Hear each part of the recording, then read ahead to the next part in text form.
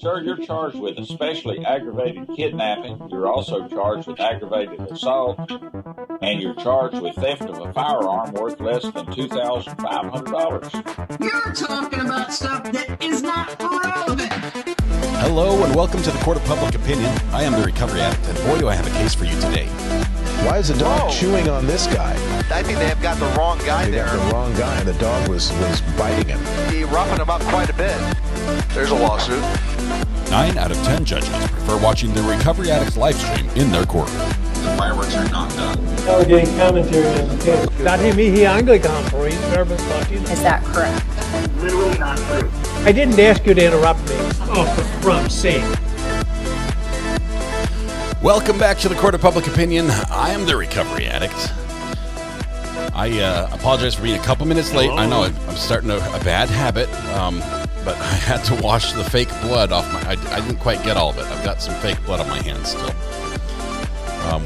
We are still setting up for the Halloween live stream, which will happen right here tonight. It's going to be amazing. So we've got the... I don't know what to call it. It's an LED light strip that responds to sound. So it's the louder the sound, the more lights there are. So it's like an equalizer that just shows, but it's mounted on the outside of the table. Honestly, that was to make it less scary and more inviting. Little flashing colored lights. So we've got that. I could make it just like red and white, so like police and stuff, but I don't know. We've got some stuff going on. It's gonna be good, and I have so much tech to put out there. I haven't even started with the sound system. I've got some Bose speakers that I got at a thrift shop probably about 20 years ago. Hello. That I need to go put out there and hide. I need to run 2 separate video streams, one for my projector and one for the live stream. I'm going to have computer controllers. I don't have a table. Don't put a diplomatic plate on a hoopty. Yeah, I've got a lot of things to get. What I'm saying is we only get a little bit of court this afternoon because we're going to be doing the live stream. And I might just keep the live stream open so you guys can see me build it and then just see how it starts, which will probably be really anticlimactic as we just sit there and wait for the first trick-or-treaters for an hour or two.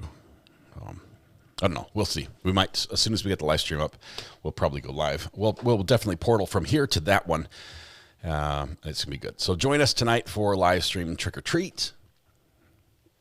Mrs. R.A. This is Mrs. R.A. on lunch. She says, her idea. You're going to need 3 cameras. That was her saying. You're going to need 3 cameras because you need your face on there.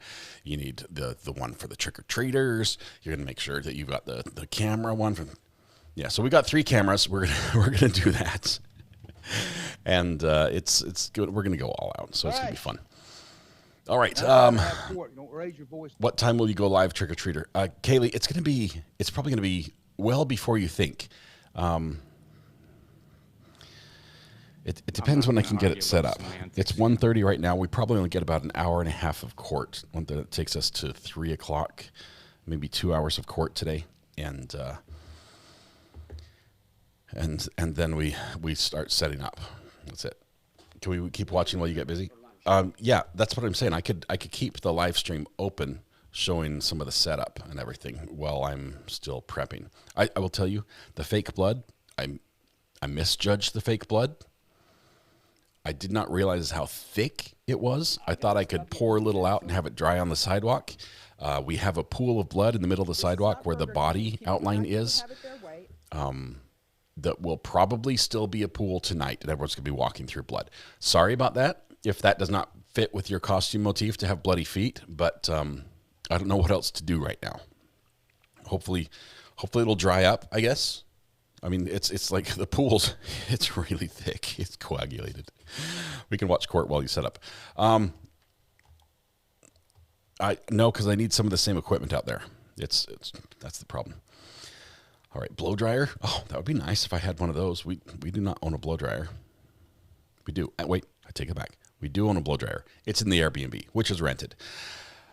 Is the crime scene taped off? It is. We have crime scene tape going around the yard, the sidewalk, along the sidewalk there. Okay. Well, let's get to watching court first, and then when it gets to the point where it's time to start setting up, we'll do that. But Let's see. Can we hear court at all? Yes. Good. Can we see court? That's even better.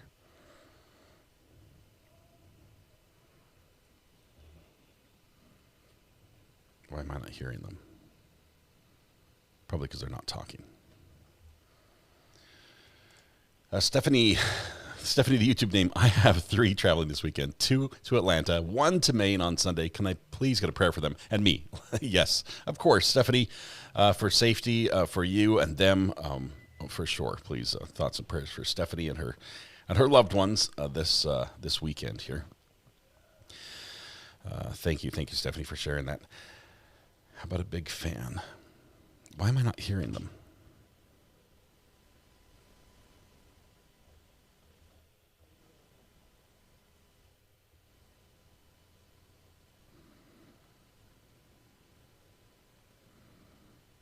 Okay, we're still not hearing them. Hold, please. We've got to figure out what just happened there. Asked if you ever went into... Okay, we've got audio. New guy. No, if you look at it real close. New guy comes up right about here. I think they just muted us is all.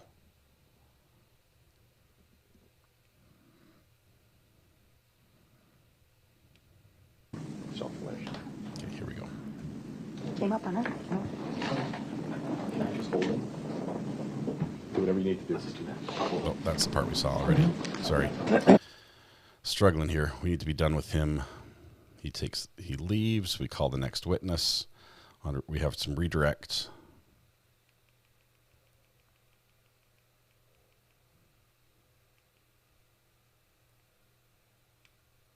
Thank you. The state calls Andrew Willis. There we go. Fixed it.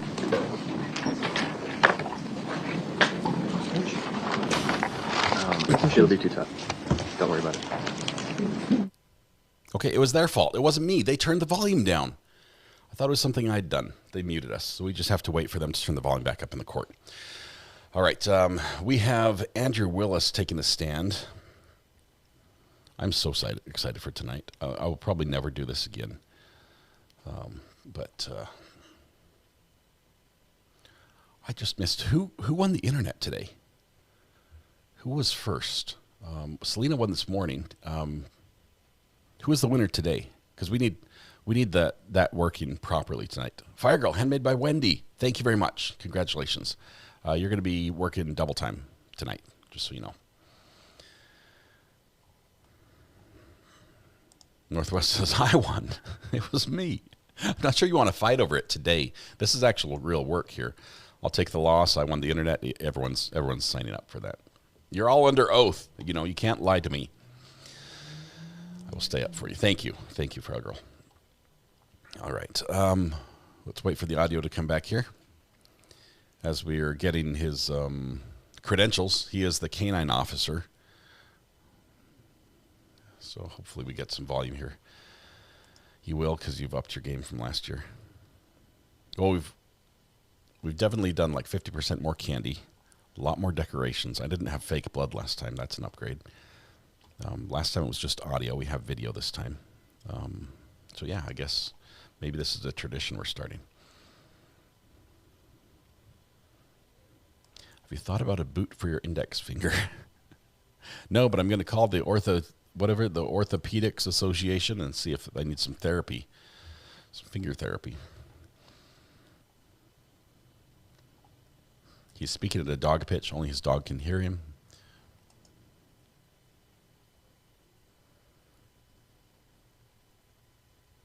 The audio guy has one job.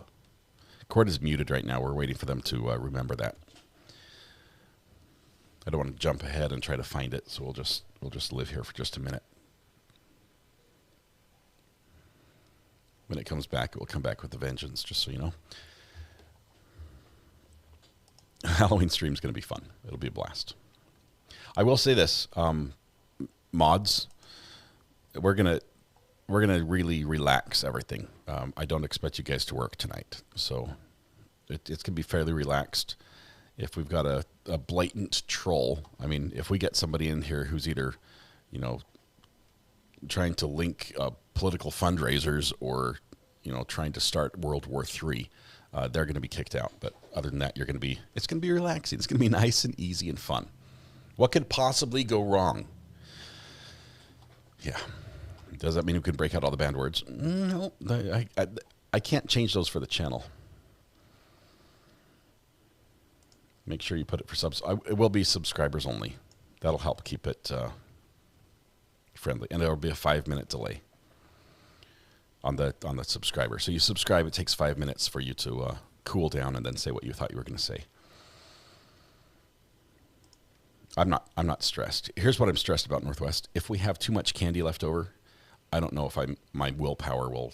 I've been good thus far, but if we have too much candy left over, that'll be a problem. Fightbot can sleep. I might need Fightbot. Talk to Rob, see if I can borrow Fightbot for a little bit. Trick-or-treaters and family will want to know how to view it. I've thought about having a QR code to say subscribe to my channel, but honestly, the people that are coming around are probably not the audience that wants to watch true crime. Why would you say that out loud? You could gift out candy to your loyal subscribers. You could also try to read lips here, but this canine officer, the canine officer was called to the pole barn, and they did take their dog around the truck, and we want to know if it alerted. There's no sound from court right now. I might fast forward just a little bit. Hold, please. Oh, not that. That's not what I want.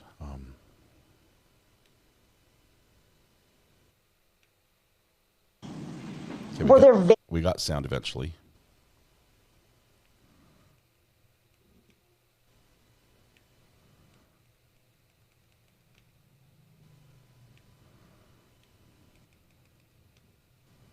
Audio guy needs to be fired.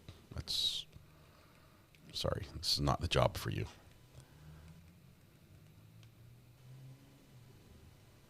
Okay, let's pull up right here, because even though there's no sound, we are going to learn a little bit about the dog. So here we go. This is we're going to see in just a moment the officer's dog, whose dog's named Raven. There it is. Hello, Raven. Looks like either let's see, is it it's a cadaver canine. It's a Dutch Shepherd Belgian Malinois. She was whelped Saturday, September 15th, 2028 in Nicholson, Georgia. Father was Big Boy Roy.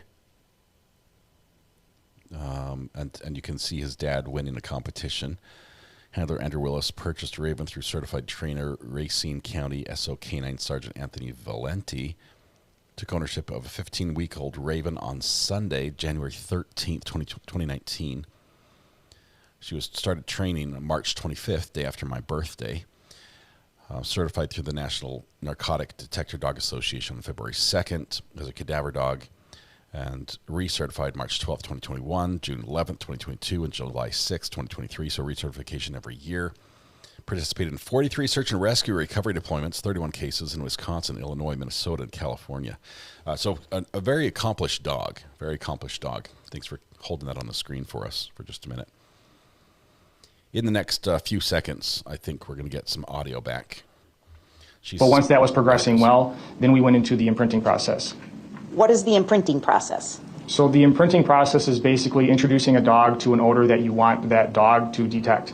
And in this case, we started with extracted teeth collected from various dental surgeons.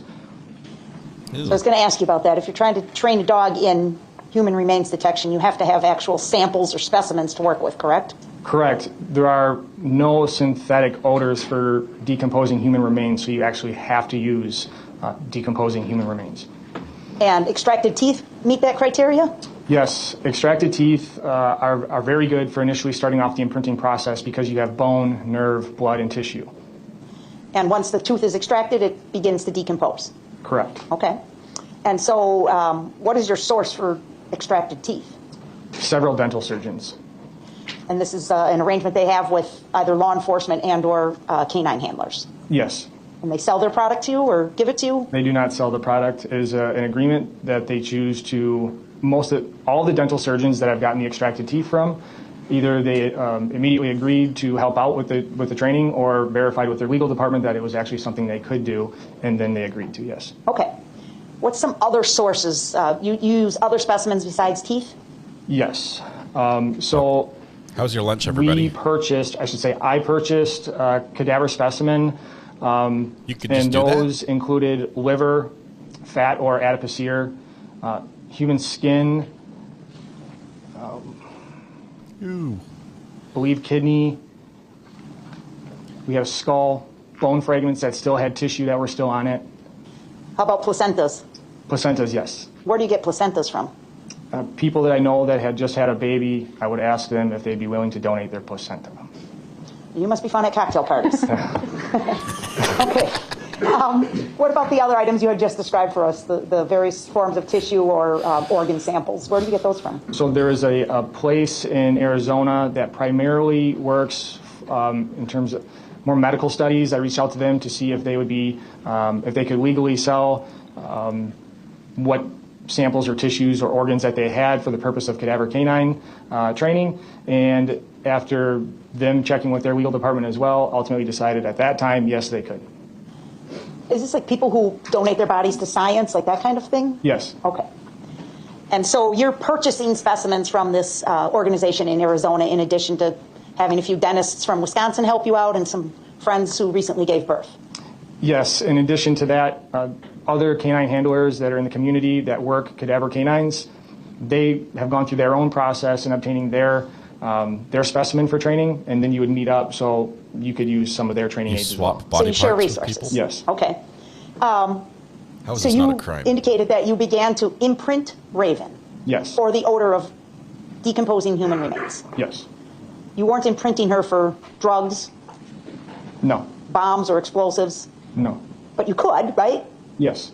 Is the training process essentially the same? It's very similar, yes. How is it done? So as a puppy, you want to make it fun for the dog. You want to stress the dog during the imprinting process. They want this to be remembered as something they do that is fun. So we used the teeth that we had collected and placed them in a sterilized glass jar that's airtight with makeup sponges. We take the makeup sponges and we place them in wiffle balls that have been sterilized, and you play fetch. And you do that multiple times a day for several weeks. And it comes to a point then where you take the wiffle ball away, and now the dog is fetching that odor, not the ball. What's the purpose of the makeup sponge? The makeup sponge is that they collect the odor while soaking in the jar with those teeth. You place those in the ball because you can squeeze them and get them into the slots of the wiffle ball. So you don't just put the teeth in the ball? No. Okay. And you said after several weeks of playing with the ball, with the odor, right? Yes. Then you remove the ball. Correct. And the ball is taken away. It's no longer, she's now fetching that odor. Okay. Were there various stages of the imprinting process with Raven? There were, like proficiency training, so I would take this process out and meet up with either Anthony or Karen to make sure that the process was taking and everything was progressing well. And this process of imprinting, is this industry-wide if you're going to be a canine handler? Is this how it's done? Yes. So again, I don't know if you know this, inside the United States, outside the United States, if you want to train a dog to detect an odor, whether it's drugs, bombs, or human remains, this is the process that is used. Yes. Is this the process used by the military as well? Only from what I've been told by Anthony. Okay. You don't have any personal knowledge of that? I do not. Okay. I think if we scroll down here on your Exhibit 118, please keep going. We'll come back to some of this stuff. But stop. Right at the heading on the top of page 2 there. Okay, certification and recognition, correct? Yes. All right. Is Raven a certified canine in human remains detection? Yes. Please explain that for the jury. So I was introduced to the NNDDA, which is National Narcotics Detector Dog Association. The reason that was when I was introduced to was because it's nationally recognized, which meant that Raven could work anywhere within the U.S. and her certification would still be valid. That is why I chose to attempt to certify with the NNDDA. All right, so even though it has the name narcotic detector dog in the name of the organization, do they only certify narcotic dogs? No, if you were to visit their website, Cadaver Canines is one of the working canines that they do certify as well. So they have broadened that since they apparently originated. Yes. Okay. And she was certified first in February of 2020? That's correct. And has she been certified every year since then? For 4 years, yes. Up until 2022 at the time of this case, correct? Yes. And then in July of 2023 also?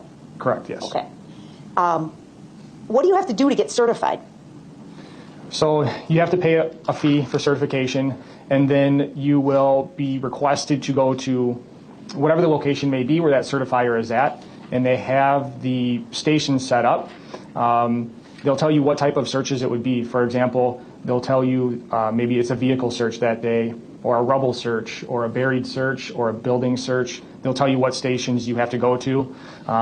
They won't tell you exactly what is in that location in terms of a training aid. They won't tell you, maybe it could be blank, meaning there's nothing in there, and they want to see how your dog will react to that station being blank. And you have to pass those stations to be blessed with certification. If a station is blank, what's the dog supposed to do? The dogs are not alert to anything in a blank station. Okay. And so there's a series of different areas or items being searched, correct? Yes. And sometimes there's nothing there at all? At times, yes. And you're always asking Raven to search for human remains, decomposing human remains? Correct. Okay. She passed every year? Yes. Are you, as the handler, judged or reviewed in any way? Yes. Is that part of the same process? It is. So if potentially your dog could pass, but they have criticisms of your performance? There would be notes. I've seen handlers get talked to in terms of, hey, you could do this better or you could do that better. But yeah, there's coaching involved as well, yes. Okay. And for 4 years straight then, from 2020, 2021, 2022, and 2023, Raven was certified by the NNDDA, correct? That's correct.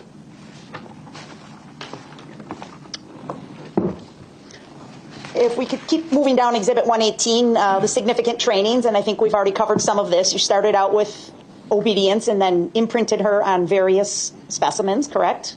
That's correct. And then you've noted proficiency trainings, a couple of those.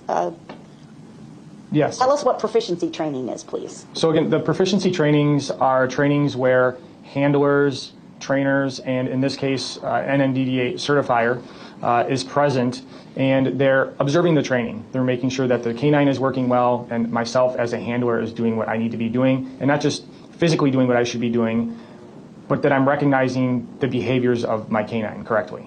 So they teach you that? Yes. Specifically? Yes.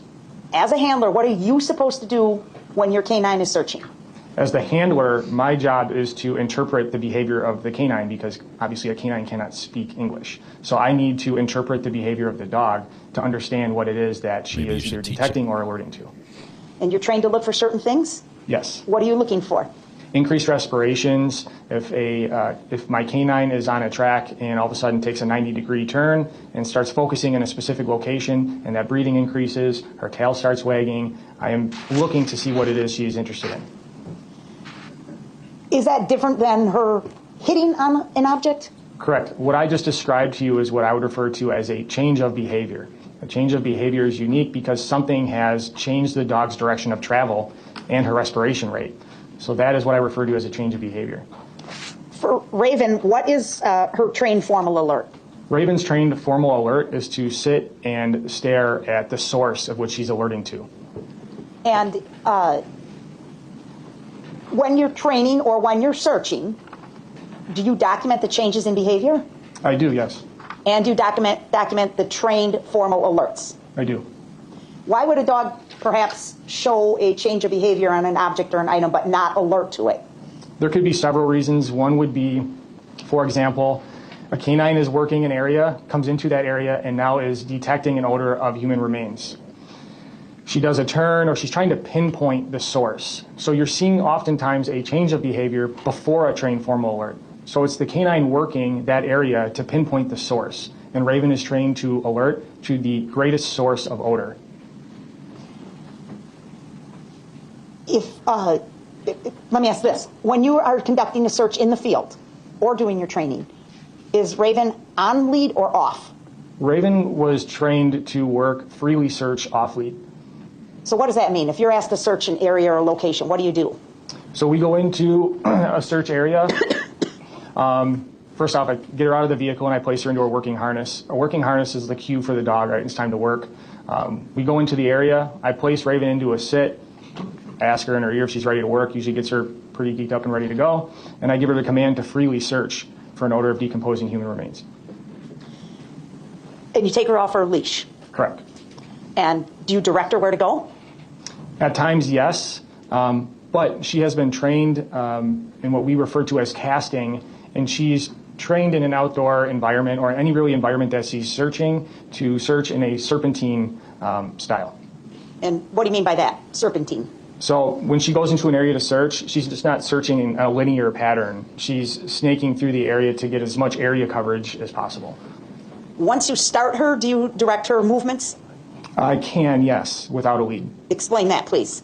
I can walk in a direction opposite that she's going, and she knows where I am, and she can start to search in that direction as well.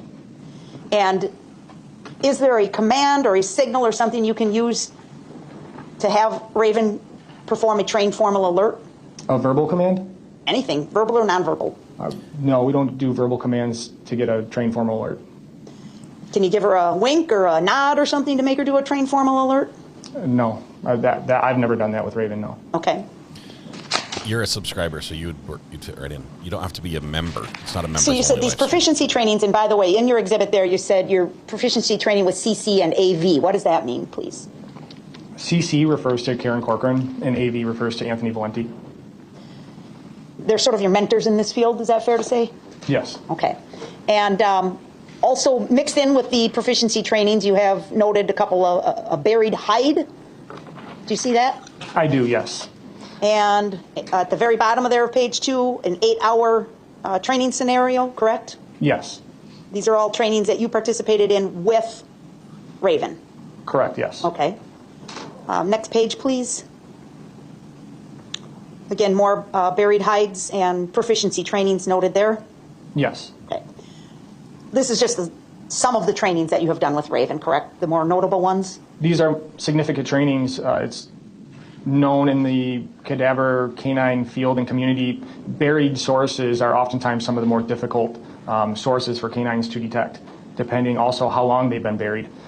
So when we accomplished buried hide trainings, I put that in there as a significant training that was accomplished, as well as large source. It's no secret in the cadaver canine community, it is a challenge to get training aids. So when there's an opportunity to come together to get over 18 pounds of source material, that's a significant training. Tell me about this last one under the heading of significant training, the drone volatile organic recovery system, please. There was an individual out of Minnesota that developed a contraption to attach to a drone that would collect water samples from swamps. The reason he was doing this is there are many missing persons cases where they have ended up in swamps and they're very difficult to traverse through or even get to. So the training that was conducted was the drone was utilized to go out and capture water samples from a specific area in a marsh. The marsh had been gridded off similar to like the game of Battleship. So they would go and collect water from square A1 and they would bring it back to a sterile location, and then a cadaver canine would come through and we would see if the cadaver canine would alert to that water sample or not. If not, we moved on to then A2 and you just work the grid. In this training, was there in fact human remains that you knew were buried in the marsh? Yes. How did that come about?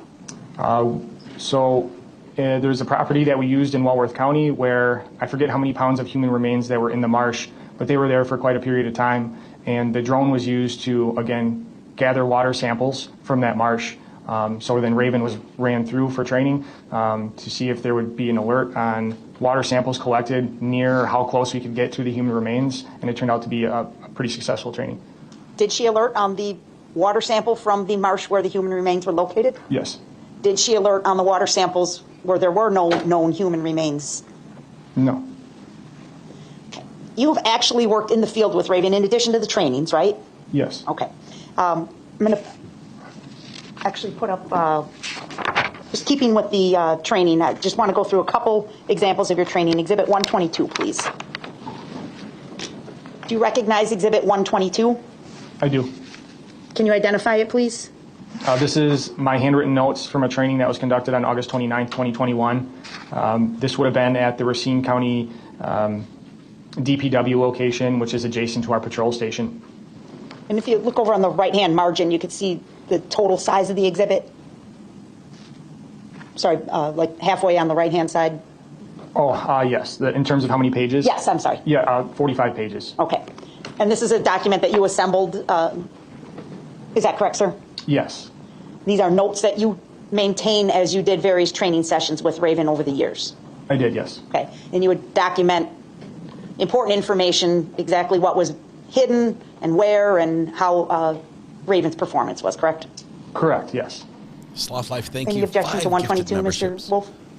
No objection, Your Honor. Right, 122. Please publish. I'm not going to go through all 45 pages, but there's a couple I wanted to ask you about. So we'll just start with page 1, seeing as it's the first one up here. And could you please just walk the jury through what they're looking at here and what this is? So these training notes or training exhibits, again, are for me to see how the canine is doing during any training event. They're for me to refer back to if I have any questions about how a certain training is going. I'm not required to keep any of these. I do this for the benefit of myself as a handler and the canine. When I do these notes, I list the day, the time of the training, what the weather was like, the wind speeds, and the type of training we're doing. So above the photo, you'll see I noted that this training was a high hide, meaning that the source that we were using was hidden high, elevated off the ground. I noted that it was an open area search and that there was a buried search conducted in this training as well. All right. And this, the photograph depicts what? The photograph depicts the search area. Also, I list what direction is north, so that would give me an idea of where the wind is coming from as we're conducting the search. Okay. Next, page 2, please. So on page 2, there's another photograph at the top, right? Yes. And then you indicate the results of the search, is that right? Correct, yes. Okay, if we could scroll down to the results and just tell us how this went, please. So I failed to mention, I also write in the notes what the training aids or the specimen was used. So we need to go back to page 1? Yes, sorry. Okay, nope, that's okay, right there. So for this search, according to the notes, I used a skull, a mandible, bone with tissue, bone bags. What I refer to here as bone bags are pantyhose with about 100 teeth in them, tied off at the top, and make a bone bag, and then 2 scent articles. What's a scent article? This guy's basement Scent must be articles fascinating. are like anything that is placed with actual human remains, and instead of hiding the human remains for a search, I'm using that article, similar to how I described the makeup sponges earlier. Technically, the makeup sponges would be a scent article. So the odor from the remains would attach itself to the scent article in some fashion? Yes. Okay. Okay, now let's go down and look at the results here. How did Raven perform? You know, it appeared she did pretty well in this search. It looked like she gave formal alerts to the source at all 4 of the hides. I noted that she had, in the first hide, she had licked it, pawed at it, and then grazed on grass, and then searched the surrounding area. And then returned and gave a formal alert? Correct, yes. Okay. She grazed on grass? She I'm ate noting some that grass. she, in the area of hide 3, that she had did a head pop, began to air sniff. And I note that the distance she did that from, so I noted the change of behavior was 15 to 20 feet downwind of the hide. Okay. And then she continued her search high and low until her her alert from source. Just reading the notes, I think hide 3 might have been a buried or hide. Okay, we'll scroll down to page 3, please. Whoops, there you go. So hide 1, it's a little hard to see, but it looks like you got a black circle there in the middle of the bucket. Yep, that would be the skull fragment inside the bucket. Okay. Page 4, please. That's where you hid a skull and a bone with tissue? Yes. Just down in the grass? Yes. Okay. And then page 5, hide number 3, you describe as scent articles. What are we looking at there, sir? Yep, those are the scent articles, which were microfiber cloths that were stored with the human remains. In this specific instance, they were stored with the skull. And those were placed, as you can see them here. Okay. And then lastly, page 6, please. And then that would be the bone bags with the mandible. And that's in the black circle kind of in the middle of the photograph there? Yes. So prior to asking Raven to do the actual search, you went out and hid these items in various locations around the area? I believe in this instance, yes, because if I had somebody else do it, typically that's something I would write in the notes of the individual that placed them. Okay. And was Raven present when you were hiding the objects? No. And she found all 4 of these things? Yes. All right. I'm going to ask Ms. Gussie to go down to page 23. And did you see the, okay. Yep, that's it. All right. Now we're looking at a search from October 31 of 2021. Is that correct, sir? Yes. Okay. Can you please tell us what's going on in this search? So this was a search at a more of a commercial location for its Rybar storage property. The red box in the photo is what I noted was the search area for this training event. The white box would be where I would have parked my vehicle. SP is just short for starting point of that search. And the yellow circle would be where the source was hidden. Okay, let's scroll down, please. Okay. Specimens used were what? In this training event, there was a liver, placenta, fat, skin, a scent article, skull fragment, and then bone with tissue that had previously been frozen. Okay. And tell us what you did with these things. So the specimen were pulled to thaw, it looks like 7 days prior to the training event. All the specimen were kept in an airtight container and then placed into 5 mil thick plastic bags and then zip tied closed. And then that bag was suspended into a 55-gallon plastic drum, and it was placed into the wood line as I took photographs of. Okay, I'm going to ask to go to page 24, please. Is that what you were just describing? Yes. So the specimens are inside those airtight jars? Yes. And then the jars are in a 5 millimeter thick bag and sealed with a zip tie? Correct, yes. Okay, next picture, please, page 25. Now what do you do with this? So then the drum was labeled, and then it was placed out into the woods. I have those labels So you, on all using my zip ties Halloween again, candy kind bags. of attach it to the top of the drum? Is that what I'm seeing? So I'm trying to encapsulate that container so animals can't get inside of it. Okay. And that was the idea that I had come up with at the time. Okay. And next photo, please, 26. What do we see here? And that's where it had been biohazard placed bags. so it could soak. Okay. Did Raven find this object? Yes, She give a trained formal alert on this item? she did. Prior to her doing that, did you take the specimen out of the bag, out of the Ziploc, out of the drum? I did not. So she found it just like you placed it? Yes. Okay. Was she off lead during that search? Yes. Do you remember? Yes? Okay. You used some of these same training aids in subsequent trainings, correct? I do. All right, if you could please go to page 27 and tell us about page 27. This is a training from November 12th, so approximately 13 days after the training we had just looked at. Again, it is at the Racine County Sheriff's Office patrol station property. What's that big red igloo thing? Do you need us to scroll down a little? If you don't mind. Yes, Okay, no thank problem. you. So then the specimen here was, it appears it was the same items utilized on the 31st for training. Okay. Okay, so what I did was I took the same 55-gallon drum and I placed it among 6 other identical 55-gallon drums.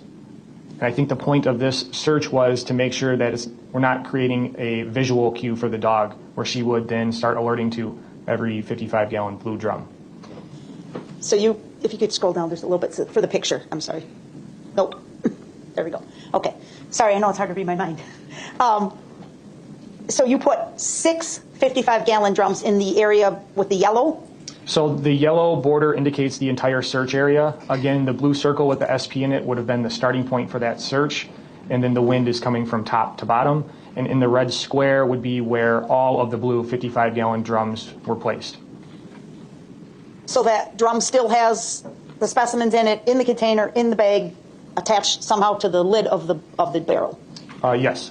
And the other barrels are blank. The other barrels had nothing in it. How did Raven do? I have to look at the results. I believe she did pretty well in this. So she did well in the search and gave a trained formal alert to the source, even pinpointing it by touching her nose to the drum. Did she hit on any of the blank drums? She did not. Okay. And then page 28. Still using the same training aid? So this would be December 10th of the same year. So again, a couple weeks later. It appears so from the notes. Could you scroll down just a little bit, please? Thank you. So the 55-gallon drum, you can see in the left of the photo, it's circled hide 1. That's the 55-gallon drum that was used in the training on November 12th.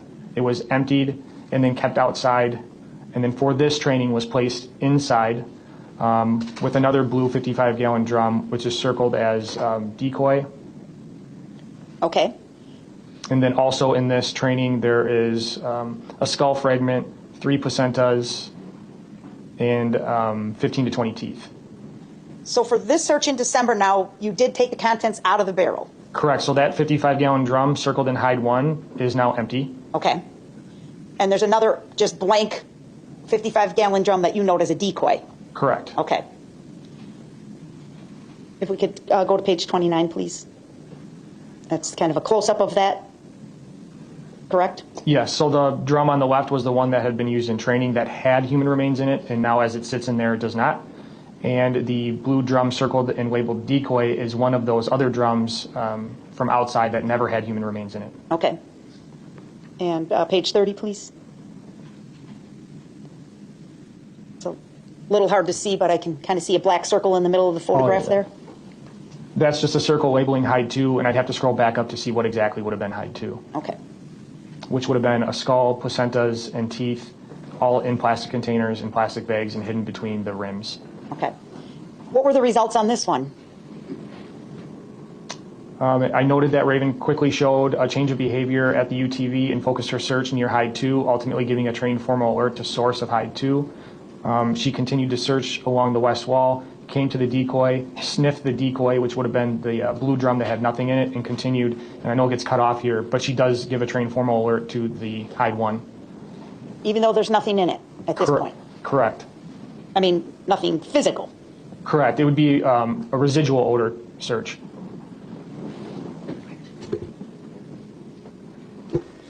Is there a reason or an explanation you may have why she went to hide 2 first? No, just searching the barn in general. She's able to freely search once given the command to search, and I allow her to do that and just observe her behavior. So when you're saying hide 1 and hide 2, that's just so you can keep the area straight in your records, right? Correct. It's not as if she has to go to number 1 first and then number 2. She does not. All right. Your Honor, if I may please have about 5 more minutes, I can be done with this portion of the testimony. Yes. Okay, thank you, sir. He wants a break. All right, page 35, please. I just want to run through one more of these so we get a feeling here. Oh, I got a feeling. All right. One more series of searches I want to run through with you, Mr. Willis. Please describe what happened. This is a search in February of 2022, correct? Yes. Do you remember this one? I do, yes. Okay, tell us about it. So we wanted to do some training in terms of human remains frozen in ice or water, and this was because I had seen some cases come up where there had been humans that had fallen through the ice had become frozen, and they were using cadaver dogs to now sniff across the surface of the ice in an attempt to locate the source of where the human remains were at. So this is our way of trying to recreate that. So I had used teeth, placentas, a mandible, and then human skin. We used 5 plastic bins. They were sterilized and then filled with 15 gallons of water. They were all brought outside to start the freezing process. All the specimens were placed in a single bin and then had to be weighed down, and we utilized rocks to weigh them down. Because it's cold. And then they were all covered. So once the bins were frozen, they were staggered at a distance apart. And I noticed in here from a previous training. And then the purposes I described was to observe the canine behavior with the specimen now frozen in ice. All right, if you could move down further down that page, please. There we go. So there are 5 identical bins. but only one has specimen in it. Correct, yes. All right. You put them 15 to 20 feet apart? Yes. Okay, what happens? So in this case, she would be released from her at the bottom of the page. I listed it as start, and then she goes bin to bin, sniffing each one, and we did get a train form alert on the correct one in this case. Okay. Did she hit on any of the blank bins? She did not. Okay. Keep going down, please. Keep going to page 39. Oh, wait, we'll stop there on 37. That's the bins you used? So these are the bins right now. I placed them out there starting the freezing process. Yeah, it looks like the water's still liquid in those pictures? Yeah. Okay. That's the one with the specimen? Correct. Okay. All right. Now, page 39. This is a subsequent search on March 17th of 2022. Okay. And tell us what you do. You're using these same bins in some fashion, right? Yes. So, sorry, I was just reviewing the notes. So the specimen for this training would have been the same specimen used during that frozen bin I previously described. Okay. Now they're thawed, and they were hidden out in the search area. And then the fluid that, the water that had melted, that fluid was dumped out where I mark in the photo as a red circle and a yellow 2 in it. So that water was dumped there. Okay. So this is going to be 2 separate searches during one training, and I know this because I have 2 yellow circles with SP for starting point labeled in them. Okay. At the top of the photo on the left, I see a number 1 in a box. Yes, What's that? So that's listed as a vehicle search, and I'd have to scroll down to see my notes. Yep. So then the specimen used that was frozen was repackaged and then hidden in a 14-foot utility trailer, which would have been in that hide 1. Okay. And hide 2 is simply the liquid? Just the water poured out that was thawed in that bucket. Okay. How did Raven do? I noted that she indicated a change of behavior observed within 30 seconds of starting. I noted she did a fringe area search, which is basically her narrowing down the source, and then gave a train formal alert. On the water that had been poured on the ground, which I assume had been soaked into the ground by this point, or? Yes. Okay. Yes. And did she find the items in hide 1 in the trailer? Yes, that was a successful search as well. Okay. Raven gets a gold star. No mistakes All right, yet. Your Honor, that would be a good time for a break. It's 12:03. I've got 12:30. Right, so please stand down now, and let's come back. Be ready to go by 1:15. Is that okay, folks? I think We're catching up. That's why he's saying some weird times. All rise for the jury. All right. For the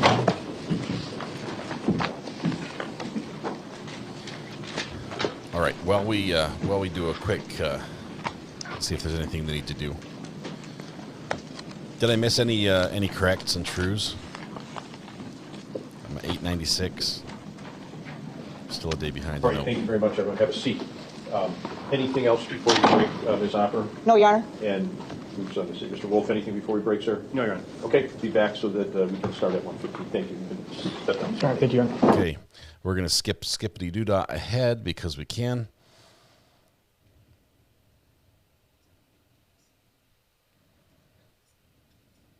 That's their lunch break, so it's a lengthy one. Let's see. There we go. I will say that on the live stream tonight for Halloween, I think it would be fun if those who are going to be there the whole time, 906, okay, I'll correct mine. Those who are going to be there the whole time, I'd love it if you kept your count of how many trick-or-treaters we had. I'm hoping we beat last year's number. 906. Okay, I'm back up to there and play. Let's turn on some audio. And back we go to court. Okay, lunch is over. All right, we probably are going to not even go as far as their first break. We're going to find a breaking point here and stop because I've got to go set up. I will start the live stream for Trick or Treat probably early. I just don't know when. It's just a question of when we can have the audio turned on. We don't get audio from court yet. Hopefully that comes back. state and the defense There it is. with a copy of the flash drive from the jury view, the drone footage and the GoPro cameras. So you acknowledge receipt, Ms. Opper? Lester's 600. Yes. Okay, and Mr. Wolf? Yes, Your Honor. Okay, very good. Sir, come on back up, Mr. Willis, okay? And anything before the jurors are brought back from the state? No, sir? Defense? No, Your Honor. Okay, very good. You can sit down. We'll stand up with it.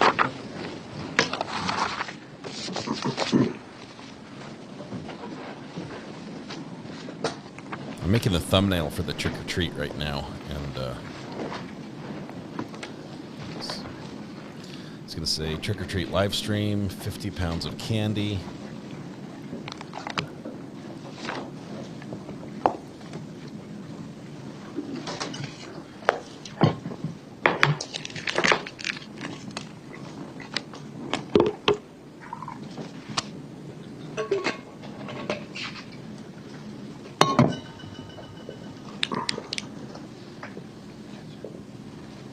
That ASMR moment was sponsored by Stanley.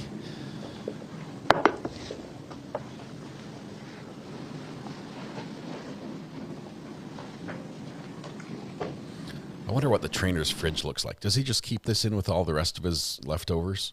Or do you think he has a special fridge and a special freezer?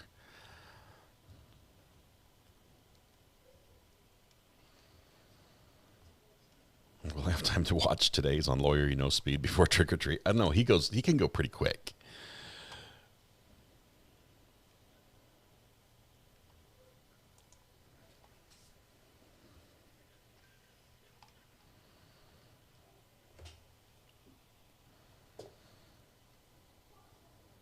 I've got to position the camera for you guys so you don't see the LED light panels, the black light panels for when they light up, because it will just blind you. It'll be like, my eyeballs. Got lots of setup too, so I'll try to set up the live stream and let you guys watch. But it's probably going to take at least an hour of me working out there before I can turn it on. I count candy by the pounds. The kids count candy by the handfuls. We've got my daughter has taken her white gloves because she has her full evidence crime scene suit. She's taken the white gloves. We poured fake blood all over the hands, so just the hand side is going to be bloody. So she looks like she's on white. When she hands you something, you'll see she's got a bloody hand. It's going to be great. We're excited.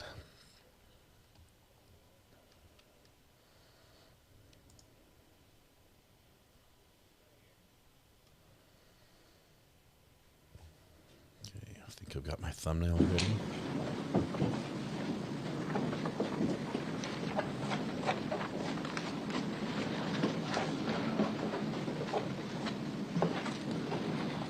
All right, have a seat, everybody. Thank you. All 14 jurors have returned.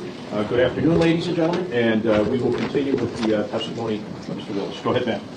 Thank you. Sir, I'm going to ask that we please put back up Exhibit 118.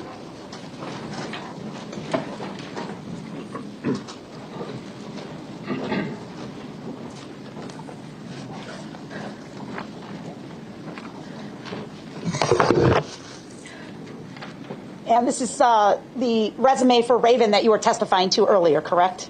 Yes. All right, and I think we left off after we were talking about trainings, and you also have a section on there on some searches, correct? Yes. And I'm just going to highlight a few of these. What's the difference between trainings and searches? For the searches, these would be actual call-outs from either other agencies, entities, or individuals requesting assistance from Canine Raven in the field. And I'm going to direct your attention specifically to search number 2 for the Racine County Sheriff's Office. Okay. When did that take place? That search was conducted on the 13th of October, 2019. What do you remember about that search? I remember that it was in reference to a cold case, and I believe this was the decision to use Raven was done even though she had yet to obtain certification. Karen and Anthony felt that where she was at in her training was good at that time. Okay. And for the purpose of the search for that case, it would not have affected the outcome of the case. And it was to search the crawl space of a residence where the victim would have been kept in that house. Did she provide a trained formal alert on that occasion? She did, yes. And was her alert later confirmed? Yes, the crawl space had been sifted through by a team from the FBI, and there was a tooth that was located in the crawl space. A human tooth? Yes. Okay. Search number 9 on September 30th of 2020. Can you recall the details of that search? Yes. I was called down to Rockford, Illinois for a house explosion. There was a deceased individual that had been removed from the scene already, and I believe there was still a person that was unaccounted for from that residence. And Raven had alerted in one location of the residence, it would have been to the foundation of the residence. Okay. No other persons were located, but the fire department had confirmed that the person removed from the scene already was there and had burned in that location. The same location where Raven had alerted? Yes. Okay. And then search number 12 on November 25, 2020? Yes. Please tell us what you recall about that search. This case was a missing suicidal individual who was known to be armed with a firearm and was telling family members on the phone that he was going to take his own life. And the ping from his phone brought us to a location in the village of Mount Pleasant where residents of Mount Pleasant will dump shrubbery or grass clippings, and a large pile was gathered. That Raven had searched that area and ultimately alerted to that pile. The body was later found upwind about a quarter-mile away from that area. Okay. Whoa. Search number 15 on March 17, 2021. She alerted a quarter-mile away? Please tell us what you recall about that one. I remember this being a missing woman and involving a criminal investigation. And the reason we were called out to the Menominee Reservation in a specific location referred to as the Eagle Nesting Grounds was because there was women's underwear located in that area by a member of the reservation. And investigators had stated that the women's underwear located there would have been underwear that the missing victim would have worn. And in searching that area, Raven had went onto a frozen marsh and started seeing changes of behaviors where the ice was starting to break, and the woman was found not far from there by Raven.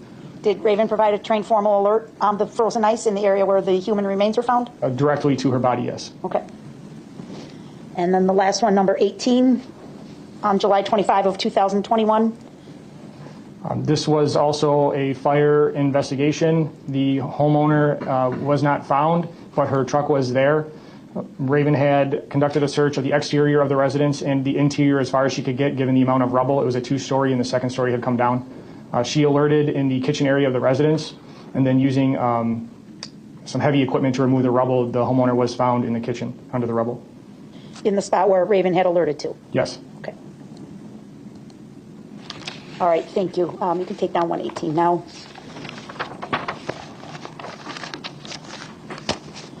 The dates of those actual searches are intermittent with the trainings that you conducted, correct? Yes. So your work, again, is pretty much you're available as needed 365 days a year? Yes. And some days you're training with Raven, and some days you get called out to do an actual search for an agency? That's correct. Okay. Directing your attention to the date of September 19th of 2022, were you called out by the Waukesha County Sheriff's Department? I was. And were you asked to bring Raven and attempt a search of a vehicle associated with a death investigation? I was, yes. Where were you asked to respond to? I believe it was their DPW location in Waukesha County. Okay. And you brought Raven with you? I did. Okay. And tell us about when you got there, who you met with, and kind of just the general setup when you first arrived. I was in the area of a pole barn that I was told the vehicle was kept in. I met with investigators. I believe there was an assistant district attorney present at the time, and they asked how they wanted to go about searching the building. Okay. So your understanding is the vehicle was in the pole barn? Correct, yes. Okay. Is there anything improper, in your opinion, with searching the vehicle in the pole barn? It's not the ideal setup, but as we get evidence, large pieces of evidence like a vehicle that needs to be secured, we have to work with what we have. And in this instance, it was inside the pole barn with other vehicles that were involved in other cases. Other fatal cases, correct? Correct, yes. Okay. And do you recall about how many vehicles in total were in the pole barn? Not without seeing my reporter diagram, but there were several other vehicles that were in the pole barn. Okay. Did you prepare a diagram of this search to document the arrangement in the pole barn and what happened during the search? I did, yes. Okay, I'm going to ask to please put up number 124. Okay, for the witness only, please. Sir, do you recognize Exhibit 124? I do. And please tell us what this is. This is a satellite Google Earth image of the pole barn and the adjacent area to it with some of my handwritten notes of how the search went. Do you believe this diagram is a true and accurate representation of your work for the Waukesha County Sheriff's Office? I do, yes. Move to admit 124 and permission to publish, Your Honor. Any objection? No objection. Right. 124 is admitted.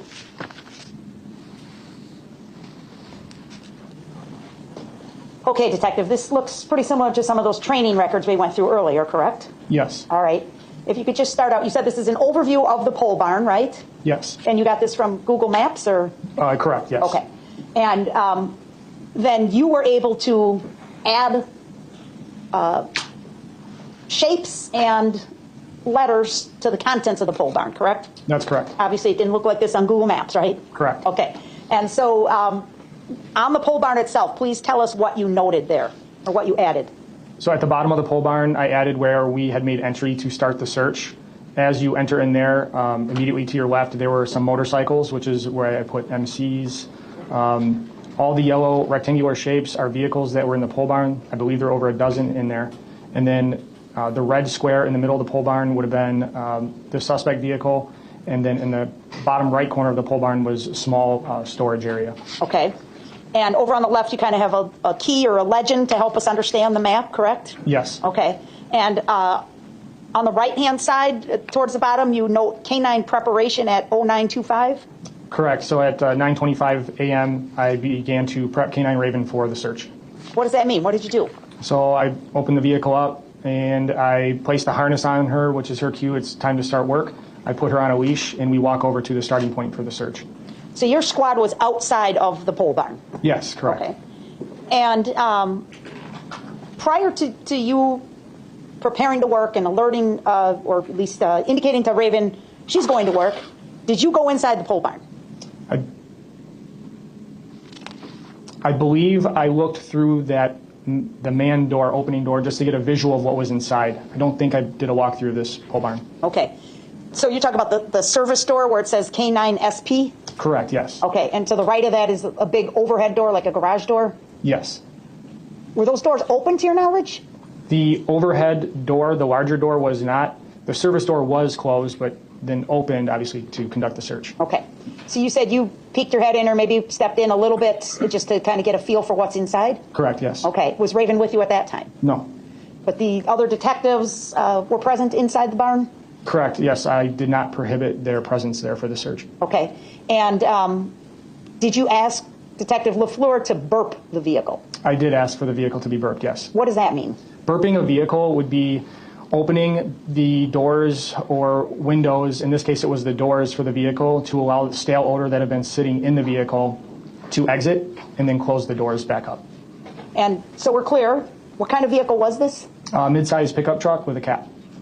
And do you know what doors were opened and shut by Detective LaFleur? I believe all 4 of the cab doors were opened. I do not recall if the tailgate area was opened or not. Okay. And you instructed her to open them momentarily and then shut them again right away? Correct, yes. To your knowledge, is that what she did? Yes. So now you get Raven out and you put her vest on and you take her up to the service door there, correct? Correct, yes. All right, tell us what happens next. So at the service door is where I place Raven in a sit position, and then I unhook her from her lead, and I give her the command to freely search that entire pole barn for the odor of decomposing human remains. And what's that command? Soup. Okay. And did she respond? Hang on. Oh, you want him to spell it? It's in German. Yes. Yes, Your Honor. Do you know how to spell that? I do not, Your Honor. Okay. My German's pretty bad. We'll figure it out later. Thank you. Okay. I'd ask Google It's the Translator. English equivalent of seek? Yes. Okay. Thank you. Okay, so you give her the command to search. Her leash is off, and what does she do? She begins to search along the left side of the pole barn, which would be the north side, going behind and in between vehicles as she makes her way to the east end of the pole barn. And I note on here where you see COB1 and COB2, those are observed changes of behavior that I observed Raven give. That would include the increased respiration, changes of travel pattern, whether that be a head pop or 180-degree turn. But she continues her search. That search then goes over to the south side of the barn, back towards the west, towards the start, and she gives a trained formal alert on the mid-sized pickup truck at the passenger side rear. So you have indicated on Exhibit 124 her actual search path, correct?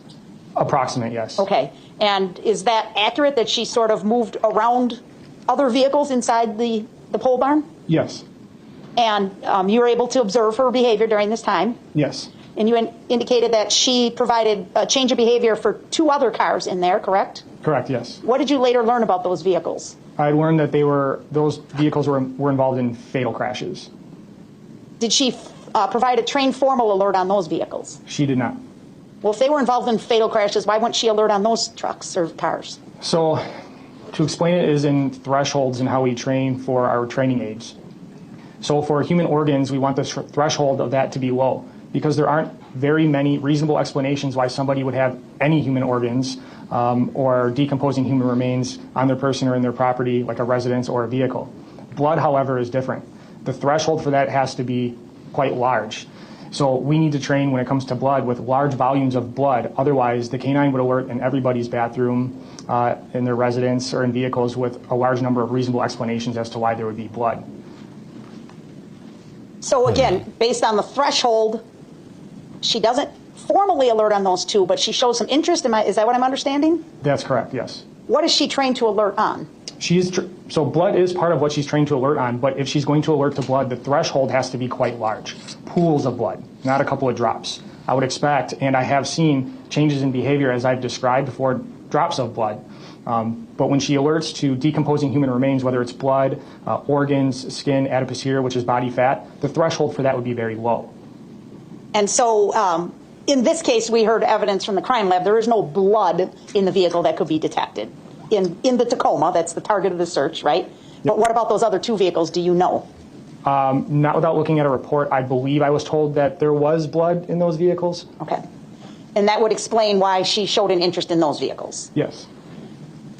So she keeps going through the garage. Actually, according to this, does a circle around one vehicle, correct, on the south side there? Yes. But keeps going and then comes back over to the area of the target vehicle? Yes. And tell us about when she approaches the target vehicle, please. She approaches the target vehicle from the passenger side, coming off the west side of the pole barn, and then crosses the rear bumper in the direction towards where the search had started, but then does a 180 with increased respiration. So again, now I'm seeing a change of behavior again. And as she comes back towards the passenger side rear corner, and I'm now walking away from this vehicle, she puts her nose to it and gives a trained formal alert of a sit. Why did you walk away from it when you saw her do this 180 turn? Because as she continues her search and her work, I am just walking the search area as I normally would on any other search. Is that how you've done it every time, whether it's training or a call out? Yes. And that's how you did it in this case? Yes. Is that some kind of cue to Raven that when you walk away, she's supposed to sit? No, it's quite the opposite, actually. How so? The reason we do searches off lead was to alleviate an argument of cueing the dog, which we would often hear from canine handlers that conduct searches with a lead attached to the dog. So when we began the training with this dog, we were only going to do searches on lead if there was some type of danger in the search area. For example, if we were to search an area adjacent to a river with a very fast current, I would put Raven on a long lead. So if she were to fall in, I could still remove her from that water. But generally speaking, when we did our searches, all off lead. And so when she first walks past the bumper of the car, I'm looking at the very bottom of the diagram now where it says TFA, meaning trained formal alert, correct? Correct. And the COB means change of behavior? Correct. Okay. When she's walking, she walks past the car first, or the Toyota, the Tacoma, and then an abrupt turn you described. Correct. She has a 180 degree change of travel pattern to come back and sniffs again before giving the trained formal alert at the back passenger rear corner of the truck. Okay. And in the bottom of Exhibit 124 there, it's a little hard to read, but you noted the time the search started and the time that the alert was provided by Raven, correct?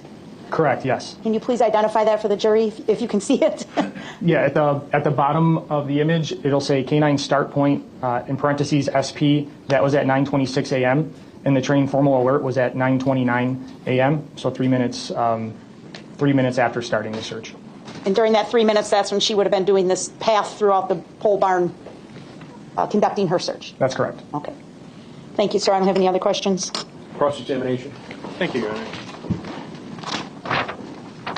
Detective Willis, you also, I'm going to show you what's been marked as Defense Exhibit number 601.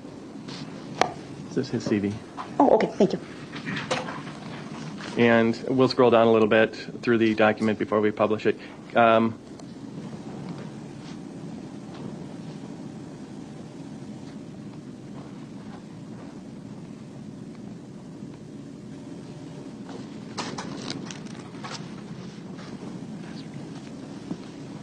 Okay. Detective, can you tell me what that document is? This would be my curriculum vitae, otherwise known as a CV that I provided. Okay. And this is an accurate representation of your CV? Yes. Okay. I'd like to publish to the jury.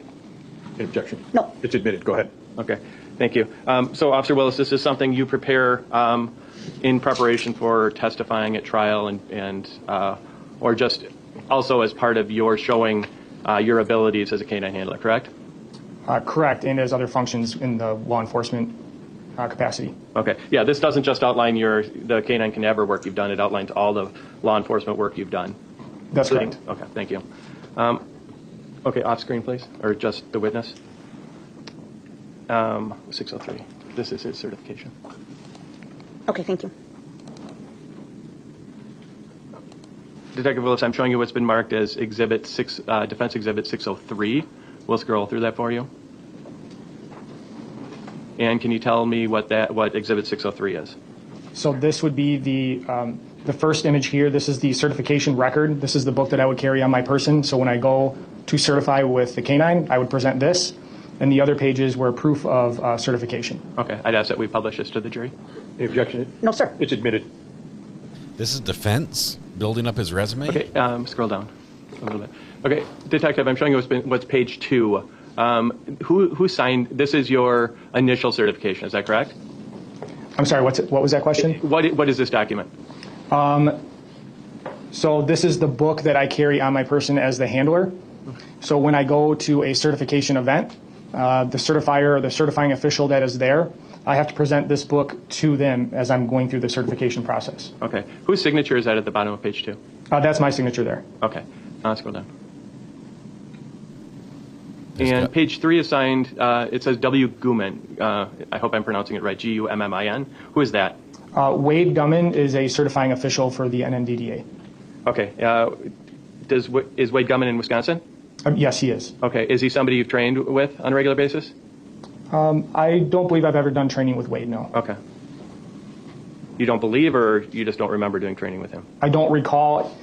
If I can clarify, he's been present at trainings. I just have never officially worked with him training Raven.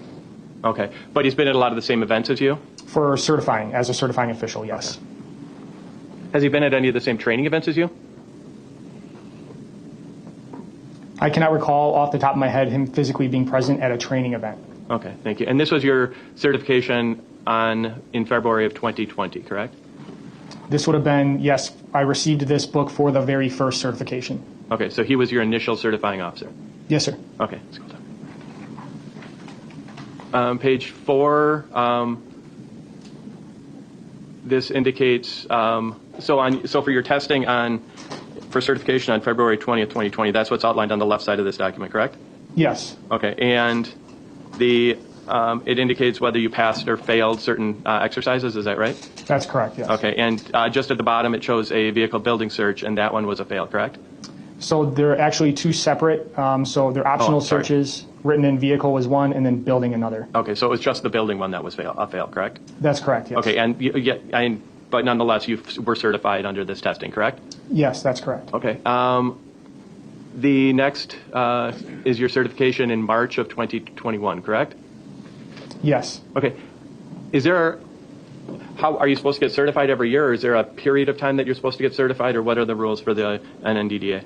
So the rules for NNDDA is that the certification is an annual certification, and given that the certifying officials are working in their own capacity, they try to get as close to the 12-month mark as possible, but it is acceptable if it goes a month or two past, as long as it is planned to meet up and conduct the recertifying process. Excellent. Okay. And who did the certifying in March of 2021?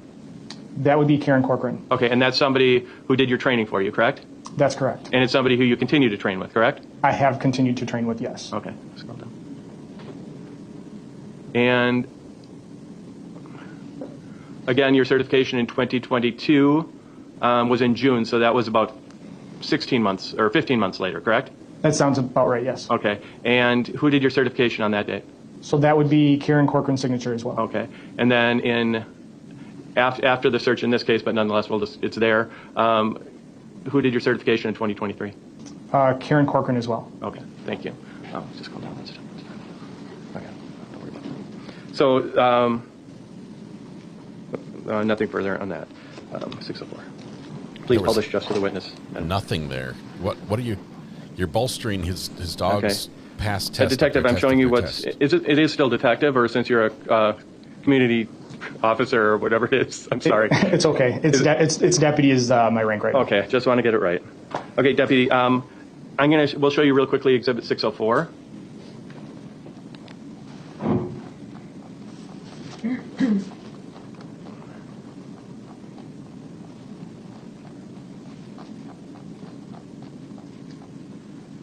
And deputy, that exhibit. Can you tell me what that exhibit is? Yes, I was requested to provide 1 year of training documents for Raven leading up to the search in this case, and this document is that. Okay, and how did you come up with that document? How did you put it? What information did you use to put it together? So I prepared this document. When I do my training, as you had seen previously with the handwritten notes and exhibits or photos if I have them, once the training for that day is complete, the next time I have available, I come back to a computer document and I just clean up the notes a little bit. So I can, if I am asked to provide it like I was in this case, it's a little easier to provide. Okay, so you put this document together? I did, yes. And it's an accurate reflection, you believe, of your training log, correct? I do, yes. Okay. I'll move to publish this exhibit. No objection, Your Honor. Right, 604 is admitted. Okay. And again, officer, just for example, we'll just use the one right in front. That's was that one of the trainings that you actually discussed with Attorney Hopper? The 8/29/2021, the very first one at the top, it is, yes. Okay. So, and again, that's just a summary from your training notes, correct? Correct. So I would look at that. I would see completed exhibits or see the dated exhibit and completed exhibits, and then I would go into that folder and pull what was previously displayed, yes. Okay. And the time on the right, the 2 hours, what is that number? That is the total training hours for that event. Okay. And then 605. Witness only, I'm sorry, Madam Clerk. Deputy, can you please tell me what Exhibit 605 shows? Sure. This exhibit is a blind training, her blind rate, basically, success rate for blind searches. Okay, what's a blind search? A blind search is when an individual placed a training aid without my knowing, and we go and run the training event. And this document here, it indicates whether that was successful or not. Okay, and so this includes some of your certification testing, correct? It does, yes. And it includes some of your training from your training log, is that right? Yes, it does. Okay, and just, I'd ask to publish to the jury. Any objection? No, Your Honor. All right, it's admitted. Let's see it. Okay, Deputy, passes, so again, staying at the top for simplicity. So on July 22nd of 2019, just tell me quickly what that tells you. So this would tell me that there was a blind training done on that day, and it was a correct alert to whatever the source was. And if I wanted to look at further information for that training date, then I would go to training log page 23. Okay. Question, the document that the state presented, which was your training notes, which was exhibit number 122, that's only about 43 pages, correct? I believe so, yes. Okay, so when you look down on recording location, there's items that say training log page 61, 63, etc. Were those part of that packet? So those pages were not provided because I was not asked to provide them. I was asked to provide the training records for 1 year leading up to the date of this incident.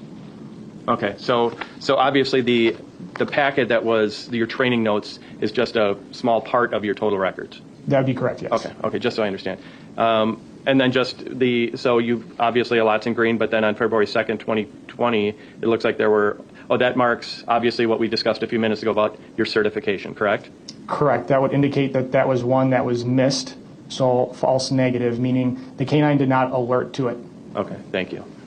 You can scroll down. So on that document during 2020, 2021, and going into 2022, there were a total of 3 negative tests, correct? So 2 false negatives and 1 false positive. Okay, thank you very much. You're welcome. Then we went over your training notes. As follow-up to after doing the search on September 19th of 2022, you prepared obviously that colored document that we showed, which was Exhibit 124, correct? That's correct. Okay. When did you prepare that contemporaneously with, or do you know what date you prepared that particular exhibit, the color exhibit that we saw, Exhibit 124? It would have been within the same time that I wrote the report for that search, so within a day or two later, I believe. And you prepared it was in color. What you prepared was in color? Yes, exactly. Pardon me, but are you referring to the overhead shot of the pole barn? Yes. Yes. That was okay. And just to be clear, that wasn't a picture you took. That was something you pulled off Google Earth, right? The overhead view was, but anything added in terms of like the key or the color of the shapes, that's my add-in for that. Was there any other, and then you prepared a report, correct? Yes. Okay, show him number 607. This lawyer trying deputy, to impeach Raven. Published for the deputy only. Let's see your trial I'm going to record, show you what's sir. been marked as Defense Exhibit 607. We'll see your scroll through wins real to quick. losses.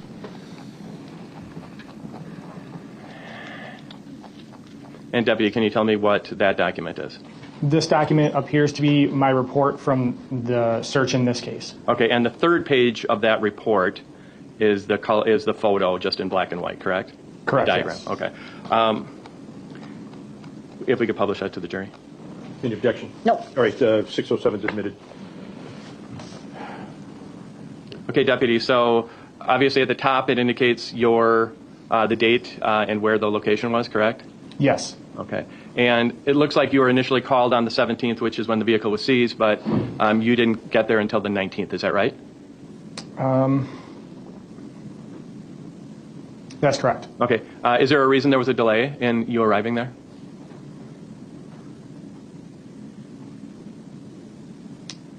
Based on the verbiage within the report, it appears because of work-related reasons I could not be there at that time on that day. Just a question. So you don't handle Raven as part of your duties with the Sheriff's Department, correct? It would depend. It's so I personally own Raven. Racine County Sheriff's Office can utilize her at any time, just like any other agency across the United States could use her at any time. And if Raven is used outside of Racine County, those searches are independent of the Racine County Sheriff's Office. So if I'm on duty at the Racine County Sheriff's Office and an outside agency calls to request Raven services, I would have to get permission from a supervisor to go and do that search for me, not for the canine. Okay. So, and how? Just curiosity more than anything. How do you get compensated then? I do not get compensated. Okay. Wow. Does it for free. So then you actually conduct this search again on September 19th, correct? Correct. Okay. And it indicates present for that search were 3 individuals from the Sheriff's Department, right? Yes. And so you arrive about 9:15, correct? Yes. Okay. And you're taken to this garage, and there's a fenced-in area just to the west of it that you had to go through the fence, correct? I believe so. Yes. And then you where the door there's a service door and an overhead door. You went through the service door. So as I stated earlier, I'm looking at the interior of the pole barn from the threshold of the service door. Okay. And you don't step in at that point? I do not. Okay. At that point, though, they tell, I believe Detective LaFleur at least identifies to you the vehicle that she believes was involved in this incident, correct? Yes. Okay, and so you're aware of it, and then you tell her to burp the car or to open the doors, correct? I do, yes. And you don't tell her to burp any of the other doors or any other of the cars in that garage, correct? That's correct. Okay, you said that during your direct testimony, you said that it was not an ideal circumstance. What did you mean by that? An ideal circumstance would be to take a vehicle involved in investigation such like this and place it into a building that's completely sterile, nothing else in there. But oftentimes, and with most agencies, we don't have facilities to accomplish that. So an ideal situation, again, is inside in a sterile building with just the one vehicle. Okay, and you testified, your report says there were approximately 14 vehicles inside of that garage, right? That's correct. And did you identify all those vehicles? Identify them how, sir? Did you write down year, make, model of any of those vehicles? I did not. Okay. After the fact, did law enforcement identify each one of those vehicles that may have been involved, or whether they were involved in a fatal accident? I believe so, yes. But you were provided the reports for each of those vehicles? I was not. Okay. Do you know how many of those, if you were told, do you know how many of those approximately 14 vehicles were involved in fatal accidents? Yes. How many? I believe 2. That's what you were told, correct? Yes.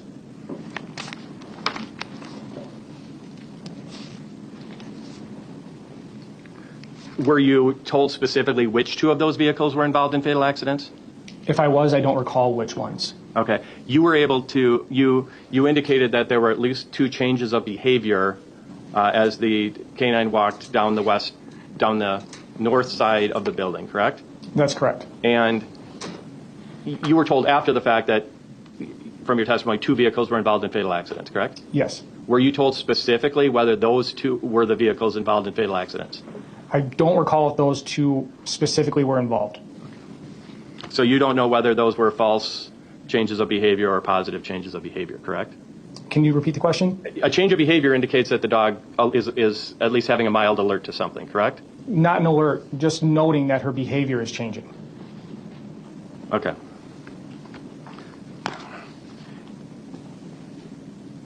As you're standing in the threshold, you tell Detective LaFleur to burp the car, and then you bring the canine out of the car, out of your car. Is that right? That's correct. Okay. So, and when you start the search,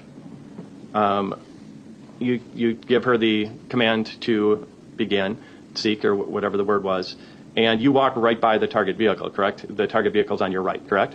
That would be correct. Okay. And she doesn't change her behavior and doesn't do anything as she initially walks past that vehicle, correct? She's hooking left when she enters the door, so she would have been around the motorcycles behind the first cars on the left side. Pull up page 3. I'm going to show you page 3. Okay. She walks to the right of all the motorcycles, correct? Correct. So she's walking between there's nothing between the motorcycles and the target vehicle, correct? Correct. Okay. And just to go back, you said a lot of your training, it's very important that you do blind testing, or blind searches, correct? Correct. And just to confirm, this wasn't a blind search by any means? No. Okay. Okay, so again, the dog walks between the motorcycles and the target vehicle, but doesn't do any kind of change of behavior initially, correct? Correct. Okay, and then follows this path, and then walks throughout this building, and then there's a change of behavior as she walks past the target vehicle, correct? Is this coming back towards where the start was? Right. Her change of behavior was her change in, as she's walking along, I guess you'd call it the west wall, which is the bottom wall. That's about where her change of behavior is that right? Or where does she change her behavior exactly? As she's walking from south to north, so towards where we entered, and her change of behavior is when she does a complete 180-degree change of direction, and her breathing rate increases, and she's starting to hyper sniff the rear bumper of the truck. Okay, so she's almost back to the starting point, right? Before she does the 180, correct? Correct. And at the point where she does the 180, you start walking, or where were you standing during the search? I am walking down the middle of the pole barn, so I can constantly have a view of the canine while she's working. Okay, and then as she makes her U-turn, where are you standing when she does her change of behavior? Behind the dog. Okay. And then when she does her U-turn, which direction do you walk? I'm walking away from her back up the middle, so towards the east. Okay, so you're walking away from her and she's behind the car. Correct. And that's when she does her formal alert at that bottom corner. At the back passenger corner, correct. Okay. And at no time did she change behavior or alert at the passenger compartment of that vehicle, correct? No. All right, I'm done clicking on correct. So we got over 1,000. Now we can just make it go away. I see that in your report you indicate... How you guys doing in chat? Unfortunately, he's going to keep saying it. I'm just not going to count it anymore. One moment. Do you know what the weather conditions were on that particular day on September 19th of 20? In the pole barn? 22? I would have to refer to my report. You do normally provide... Oh, I'm sorry. Top of page 2. I'm showing you what's been marked at the top of page 2. Can you tell me that's top of page 204? Right above this. There. Okay, so that lists the weather conditions outside for that day, correct? That's correct. Okay, why is that important? This would be more important for an exterior search. However, I put them in all reports. And it would be important if it was an exterior search because in a case that I recently just discussed here, if the dog is alerting to something, and in the previous case I discussed from Mount Pleasant, like a pile of brush, and we cannot locate a body in that pile of brush, we would have to push upwind to consider maybe the wind is pushing that odor down where it's starting to pool into that pile. The odor piles up? What? And Deputy... Hang on. Did you take any photos that day of the garage, of the vehicles? Did you take any photos that day? I do not take photographs as a canine handler. Okay. Do you you do take photos of? Why is it important that you take photos of your training sites? So I take photos of the training sites to document the training that I put the dog through. In a case such as this, where I held no jurisdiction, it's not my job or responsibility, and it would be intrusive to take photographs of another jurisdiction's investigations or evidence involved in them. Okay. Are you aware whether any of the 3 deputies that were there, or detectives, whether they took any photographs on that particular day? I'm not aware if they did. Okay. Are you aware if there's any video? Did you take any video of the search in this case?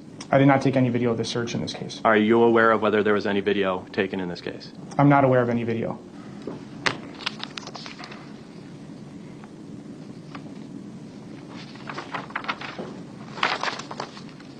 Yeah, officer. Back to. I want to talk a little bit about your training. So again, your training was conducted along with Karen Corcoran and Mr. Anthony Valente, correct? That's correct. And at least one or a few of your NNDA certifications were issued by Karen Corcoran. That is correct. Okay. So the same person who's training you is also training you for your certification proficiency, right? She is also an NNDA certifying official, yes. Okay. And who, during the certifications, who's providing I want to make sure I get this right, the sources for the certification tests? The sources for the certification tests are provided by the certifying official on most occasions. I can clarify if you'd like. Okay, well, so Ms. Corcoran is providing the sources for the certification tests that she's providing, correct? In the majority of the certifications that Raven obtained, yes, Karen was providing the specimen for the certification. Okay, and for the training that you engage in with Ms. Corcoran, who's providing those sources?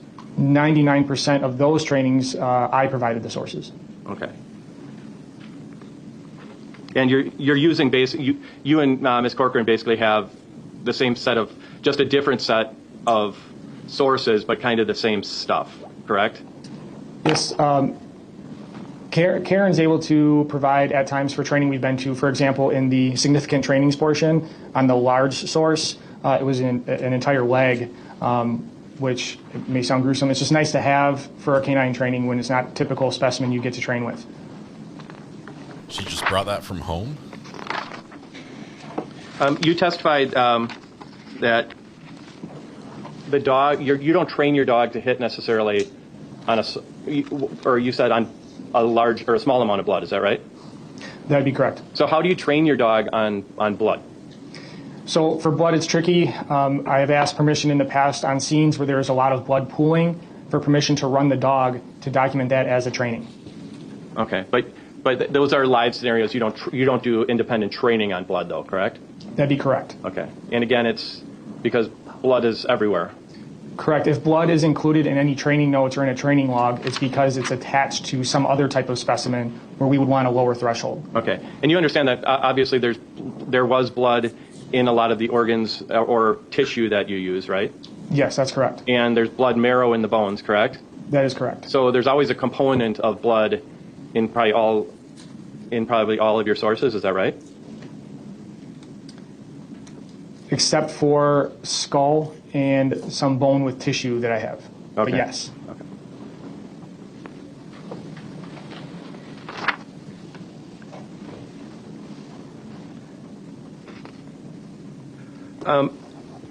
We talked about how you testified about how human decomposition is different from animal decomposition, correct? I don't know if we testified. The odor. I'm sorry. How does the odor of human decomposition differ from animal decomposition? So the chemical makeup of decomposition from an animal to a human is very different, and we confirm that by adding that into trainings. Okay. When we went through your trainings here, none of that was covered. Is that right? Some was. It just wasn't discussed. Okay. And tell me how you distinguish between human decomposition and animal decomposition in your training. So when we do trainings, for example, the one at Rybar where we place the 55-gallon drum in the wood line, when I see animal remains in a search area, albeit I didn't put them there at that time, I will note that they're in the search area. There are trainings, though, where we have placed animal remains in the search area, along with human food, all sorts of different things, to proof the dog doesn't alert to those items. Okay.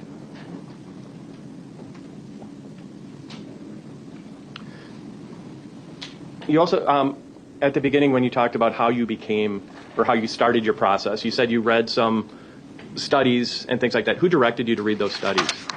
So I was directed to read some of these studies by Karen Corcoran, Anthony Valenti, and then there's other people that you just happen to be working with in the canine community that'll direct you and say, this was an interesting read, you might want to read that one. Okay, but that's not required as part of your certification, correct? It is not. Okay, so as far as reading studies or reading particular papers or anything, that's something you just do on your own? That's correct. And there's no reading list that you must do as part of your certification in the NNDDA, correct? There is not. Okay. You did say that, or how do you stay current on, or how do you, are there best practices that are set forth by the NNDDA? In terms of training, no. The NNDDA is more concerned that if you're presenting a dog to be certified, you're attesting that upon arrival for certification, you feel your dog has been adequately trained and prepared. And it's either you pass certifying or you don't. Okay, so certification for the NNDDA strictly has to do with those specific certification tests, correct? That's correct. And how you and the dog perform. That's correct. And that's obviously by whether you find certain items and the comments or the what is determined, I'm sorry, by the certifying authority. That's correct. Okay. So there's no written rules or professional standards for this for the NNDDA cadaver dog handlers. Can you say that again, sir? There's no professional standards that exist specifically for NNDDA canine cadaver handlers. For handlers, no. Are there standards for the dogs themselves? The certification would be their standard. Okay, okay. I'm sure there are best practices on acquiring samples. You know what not to do if you're training the dog. Have you ever heard of the National Institute of Standards and Technology? I believe I have. Okay. That's not something that you are a part of, is that correct? It is not. Okay. What about the Organization of Scientific Area Committees? I have not heard of that. Okay. And the Scientific Working Group on Dog and Orthogonal, ORTHOGONAL, detector guidelines? I have not heard that. Okay. Defense is attacking because the dog alerted on the truck, on the back corner of the truck. Where am I don't know how that works into the state's theory of what happened. Have you heard of the American Academy of Forensic Science? Yes. Okay. Are you a member of that organization? I am not. Okay.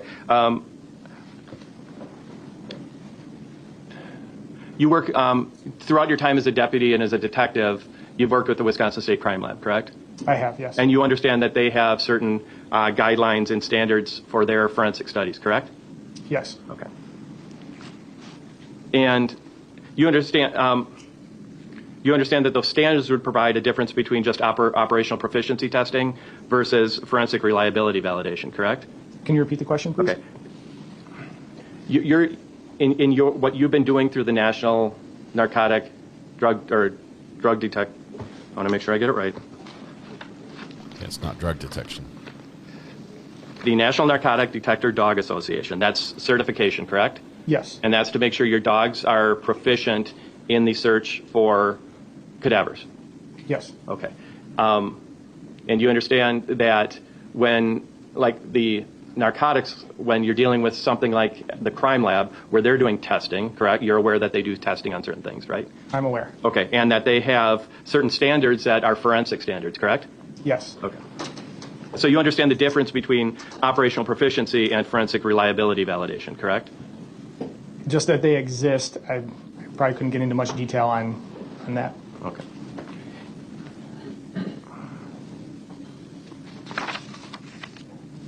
Okay, we're approaching our pumpkin hour, where we need to pause for the day. And go out you start said the setting up for NNDDA certification allows you to do cadaver searches throughout the United States. That allows you to go all over the United States, correct? Yes, it's a nationally recognized certification. Okay. And all the certification tests are done by actual members of the NNDDA? Correct. They have to be certifying officials for the NNDDA. The certification tests are blind tests, correct? Yes. Okay. Do you understand? Do you know what a double blind test is? I do know what a double blind test is. Can you explain for the jury what a double blind test is? So you provide a specimen, or a specimen is to be hidden by an individual.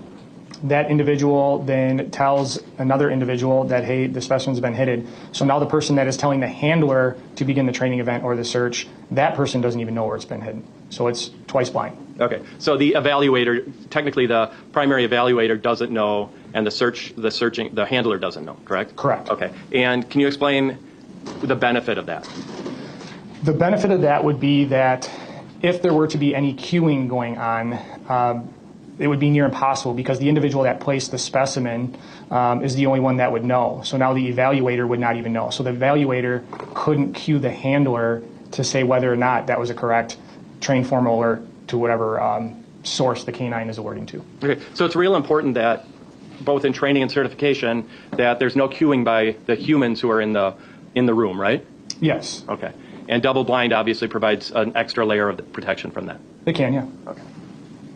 But the NNDDA doesn't require double blind certification, correct? I'm not a certifying official, but they don't require that I'm aware of. Okay.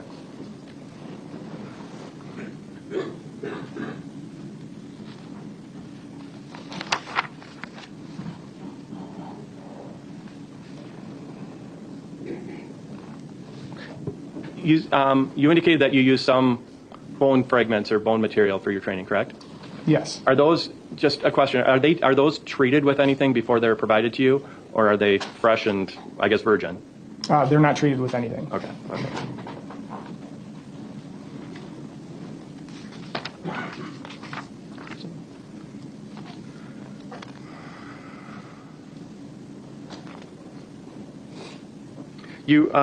We talked about the accuracy percentage for your dog's performance, correct? For blind rates, yes. Yes, okay. And that percentage was actually calculated from your own training logs? Yes. Do you know, were those logs complete, or were they selectively compiled? How do you mean, sir? Were there Mr. False alerts that were considered irrelevant and thus were excluded? Oh, no, they were not. Okay.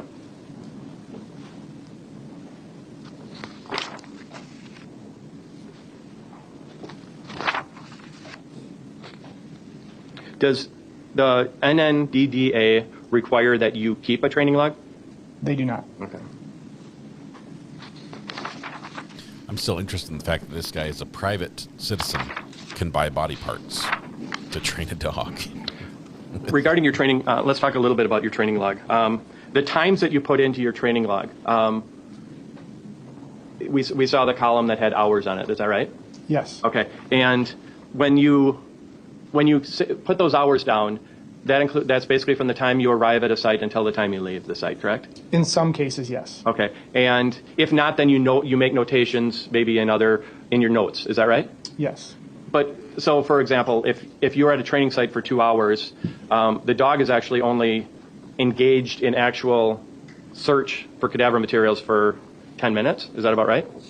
Not always, but some searches are quick and some searches are longer. Okay. Would you say that a large portion of those training times that are put down are more for preparation and review rather than actual dog searches? Yes. Okay. In terms of nose time. Okay. So there's a difference between training time and nose time, just so we're clear. Yes. Okay. So the dog gets his privately. It's not the and sheriff's the notes office. in your training log, those are, to the best of your knowledge, those are accurate, and all the handwriting is your handwriting, right? Yes. Does the NNDDA have a standard for number of hours that you should be training per month? Not to my knowledge, no. Okay.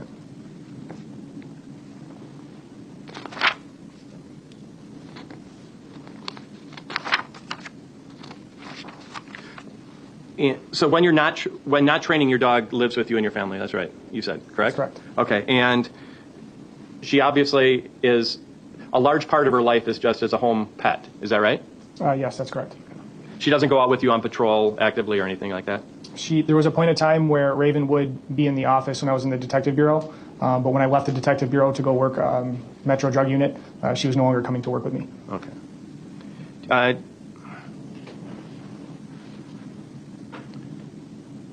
So her day-to-day life is more home and routine interactions rather than actual canine cadaver dog work, correct? That'd be correct.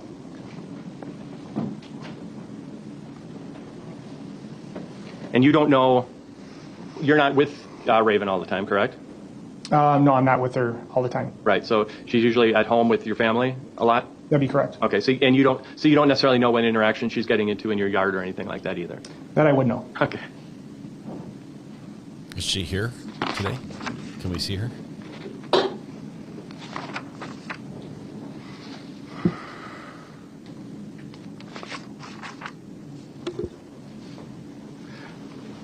The conditions inside the barn, you didn't take a temperature reading inside the barn, right? Correct?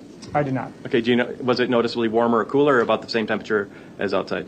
I didn't notice anything extraordinary about the temperature. Okay. There were some kind of ventilation fans going?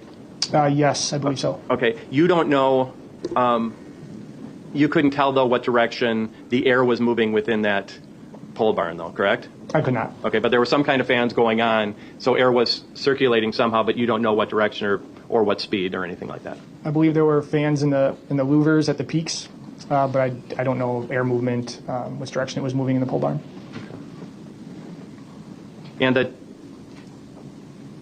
the detective brought you to that service door, so she directed you basically where to start. That was the logical starting point. She directed you to that point, correct? She didn't direct me where to start. I said that would be my preference on where to start versus rolling up the big overhead door. Okay. You walked the perimeter of the pole barn, or at least part of it, before you started? Just the west side, so not the entire perimeter. Okay, so you just walked inside of the chain link fence area? That's correct. Okay. And you said the dog didn't show any interest in the suspect vehicle when you started that search, correct? Correct. She basically started her search and ran right past it? She didn't run right past it. I would not agree with that statement. She walked past it? She began her search, as I stated earlier, going left to work the north side of the pole barn behind the vehicles that were in there, and continued her search pattern towards the east, then the south side, and then back towards the west end before giving a trained formal alert. Okay, she didn't go to the west wall until she was past the motorcycles, correct? You can't, because the motorcycles are there. Right. So basically, by the time she started going left, she was already past the suspect vehicle, correct? I believe so. It's just the way it's characterized, I think, it's a mischaracterization of running past. Okay. Okay, she walked past. She trotted past. She was searching past, yes. Okay.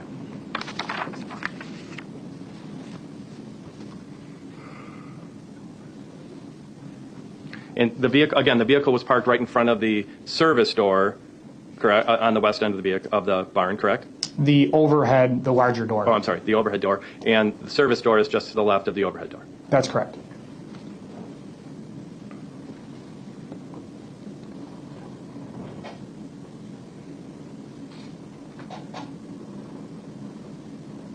So in the circle of the search, basically, the suspect vehicle was the first and the last vehicle the dog encountered. It was the last vehicle the canine encountered. And again, you knew the suspect vehicle. You knew the identity of the vehicle going in. I did.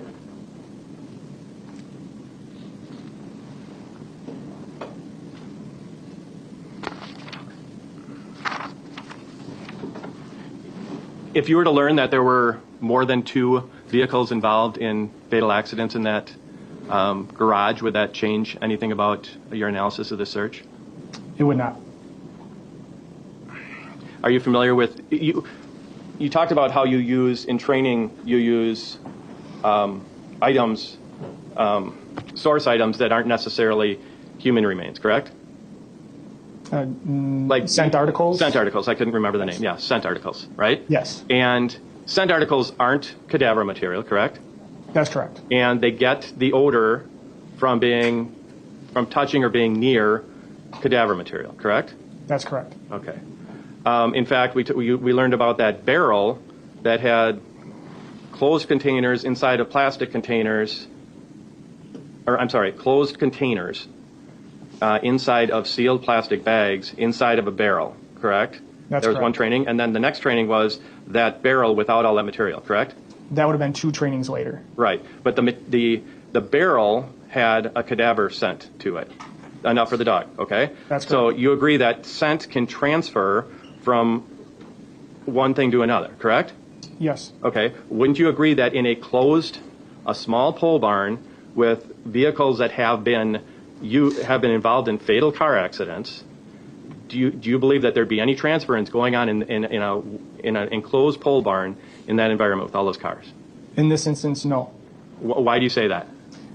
Because where the change of behaviors occurred and the trained formal alert to the suspect's vehicle, that's what tells me that. You are aware that the crime lab did a test and there were absolutely no biological materials on that vehicle, or I'm sorry, strike that. That there were no biological materials found in the back bed or tail or bumper of that vehicle, correct? I am aware, yes. And that included DNA swabs for any kind of volatile organic materials? I am aware of this, yes. Okay. I'm sorry, shall I kill you? Strike that.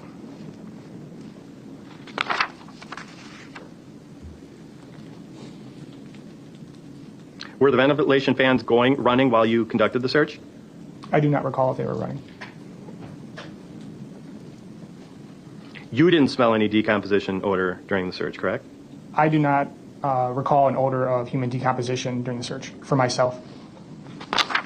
But I'm not the one with the good nose.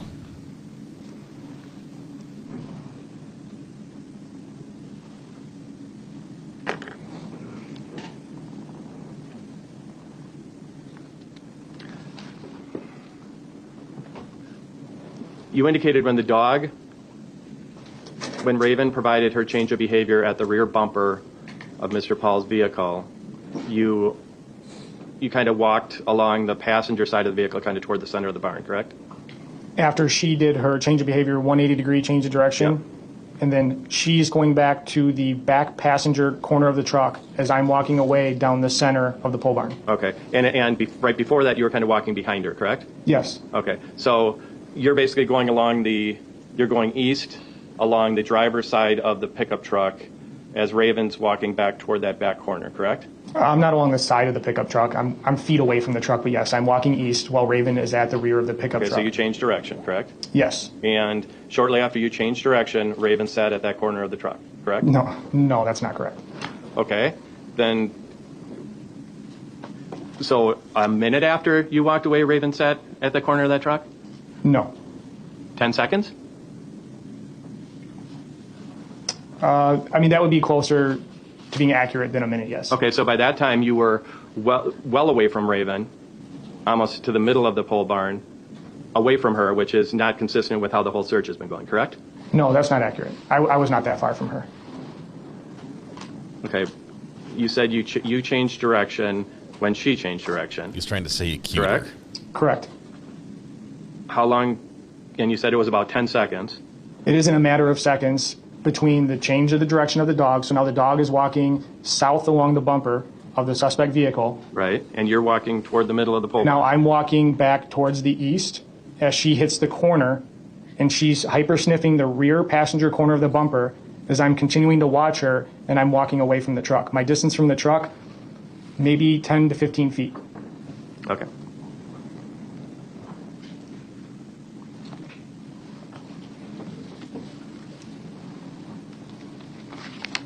There is no video of this, unfortunately. And you're saying the dog did not alert or provide a formal alert to either of the at least two vehicles that she showed a change of behavior, correct?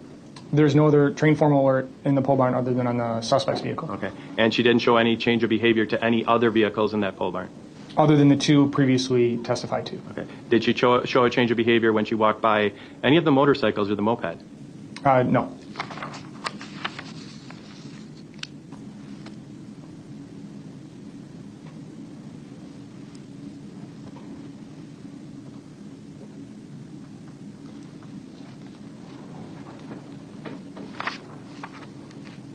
And again, where were the other detectives? Were they standing near the starting point when this all was going on? Yes. Okay. So, and that included... What's the trainer's name? Including the Detective LaFleur, was that right? I believe so, yes. And all three of those detectives were aware of the target vehicle, correct? I'm assuming they were. Okay, so this was definitely not double blind or blind by any means, correct?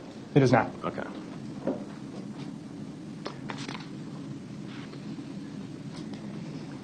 You told Detective LaFleur again to burp only Mr. Pahl's vehicle, right? Correct. And that burping is going to release whatever smells are from inside the cab of that particular truck. That's correct. Okay. But again, the dog didn't hit around the passenger cab of that truck, right? That's correct. And whatever scents would have come out would be stronger around that vehicle as, because of the burping. Not necessarily. Okay. And yet you said only burp that one car. Correct, yes.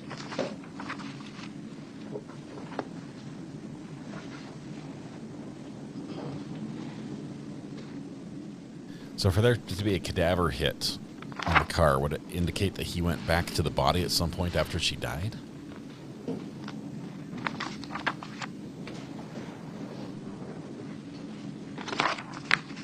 Almost done, Your Honor.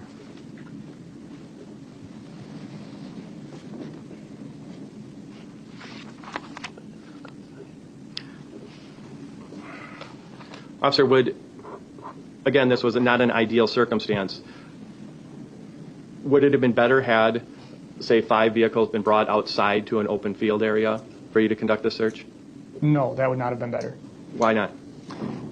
Because now you're bringing unknowns into and from the search area. It would depend on the time frame between when the search is being conducted for that movement to occur. If there would be any movement to occur, it would be more beneficial for the suspect vehicle movement to occur, if that makes sense. Well, would it have been beneficial to have 4 cars that you know weren't involved in fatal accidents and then this car so that you could so that you'd have a controlled test? It wouldn't make any difference, in my opinion, to the search whether 4 of the 14 vehicles were removed from the pole barn. The vehicle's already in there with the other vehicles.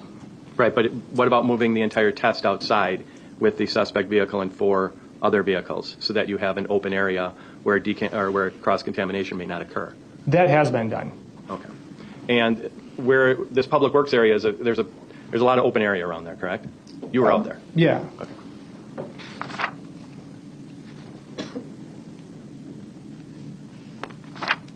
And the whole, from the time you started the test until the time the dog had walked around the barn, provided his 3 changes of behavior, gave his formal alert, and to the time you basically said it was done was a total of 3 minutes. Is that right? So from starting point to train formal alert was 3 minutes. Okay. And most of the tests you do are, you said relatively quick, but can be depending on how the size of a search area, correct?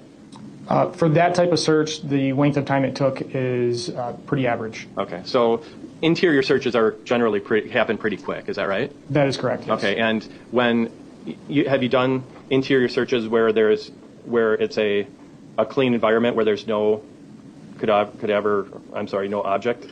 Yes, we have done searches where it's a blank in buildings before. So when I say the time's about average, the time for this search is about the average time that Raven would take to search a blank building and similar in size. Okay, and if she doesn't find something, she gets frustrated. Is that right? That's not accurate. Okay.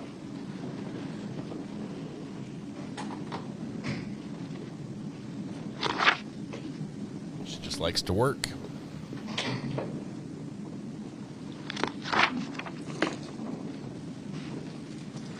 And again, you don't know the history of the of the vehicles in the area when she provided those 2 other changes of behavior, correct? Objection asked and answered.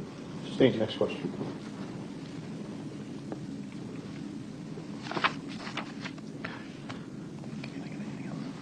Can you think of anything else?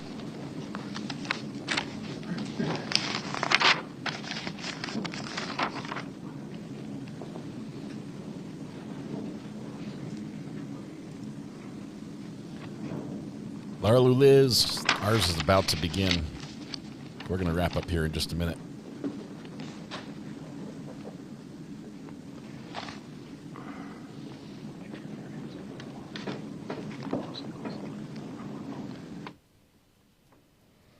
Shakes it off. Nope. Your Honor, I don't have any further questions. There we go. Redirect. Nothing further, Your Honor. Thank you. All right, He's thank done. You don't have any to excuse, sir? I do not, Your All right, Honor. you're excused. Thank you. But, folks, who's your next witness? Detective Johnson. He's a short witness. Okay, then I'm trying to read the jurors here. If we need a break now. I think we need a break now. All right? Let's take a break. All right, so very. All right. All right, and that is our breaking point as well. We're going to pause right there and go no further in our catch-up. We're basically a little under a day behind right now. But Halloween is upon us. Halloween is upon us.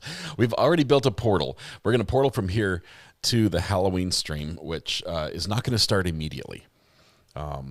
It is going to be... I first have to get everything set up. I've got to set up 2 separate camera networks. One for the screen, because I'm not going to be broadcasting close-up pictures of the Halloween trick-or-treaters' faces, the kids' faces. That's not what we're doing. They'll be visible in the distance, in the background, but that's just going to be running the wanted poster on the projector for the candy thief, and then the other camera is going to be the one we're running. So I'm going to have a laptop out there. I'm going to have a couple cameras, 2 cameras. We're going to run it through StreamYard. It's probably just going to be me there, but I'm already stressed. I'm already stressed just a little bit. I have not tested any of the tech besides just making sure the projector would turn on. So what time are we beginning? I said about 4:30. That gives me about an hour to get it turned on and get it all ready. Obviously, the projector is going to work better at night than during the daytime, but I've got to anchor down the sheet so the wind doesn't blow it around, because it is a little breezy out there.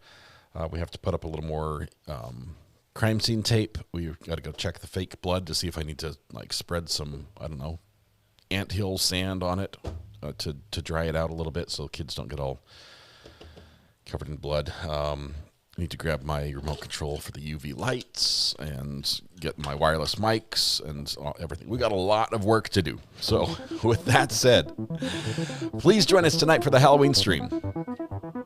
Go, you're burning daylight. December, yes. Big thank you and big shout out to the mods. Thank you to everyone who helped me count the 1,000 plus truths and corrects we've had so far in this trial.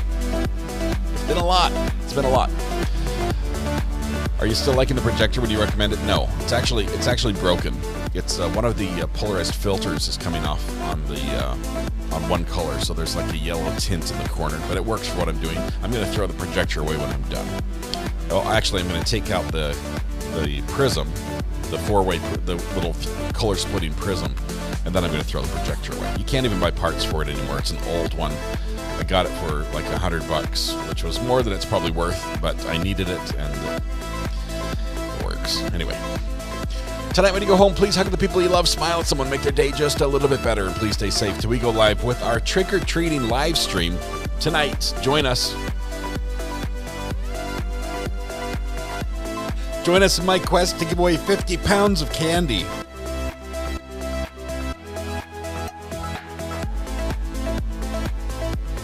Yes, Stemmy is out there. Sorry, that chokes me up, giving away all that candy.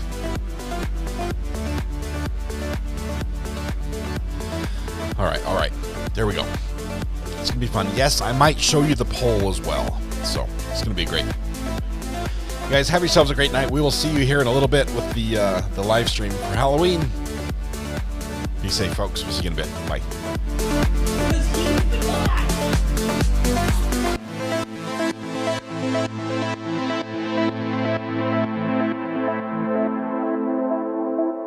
Hello?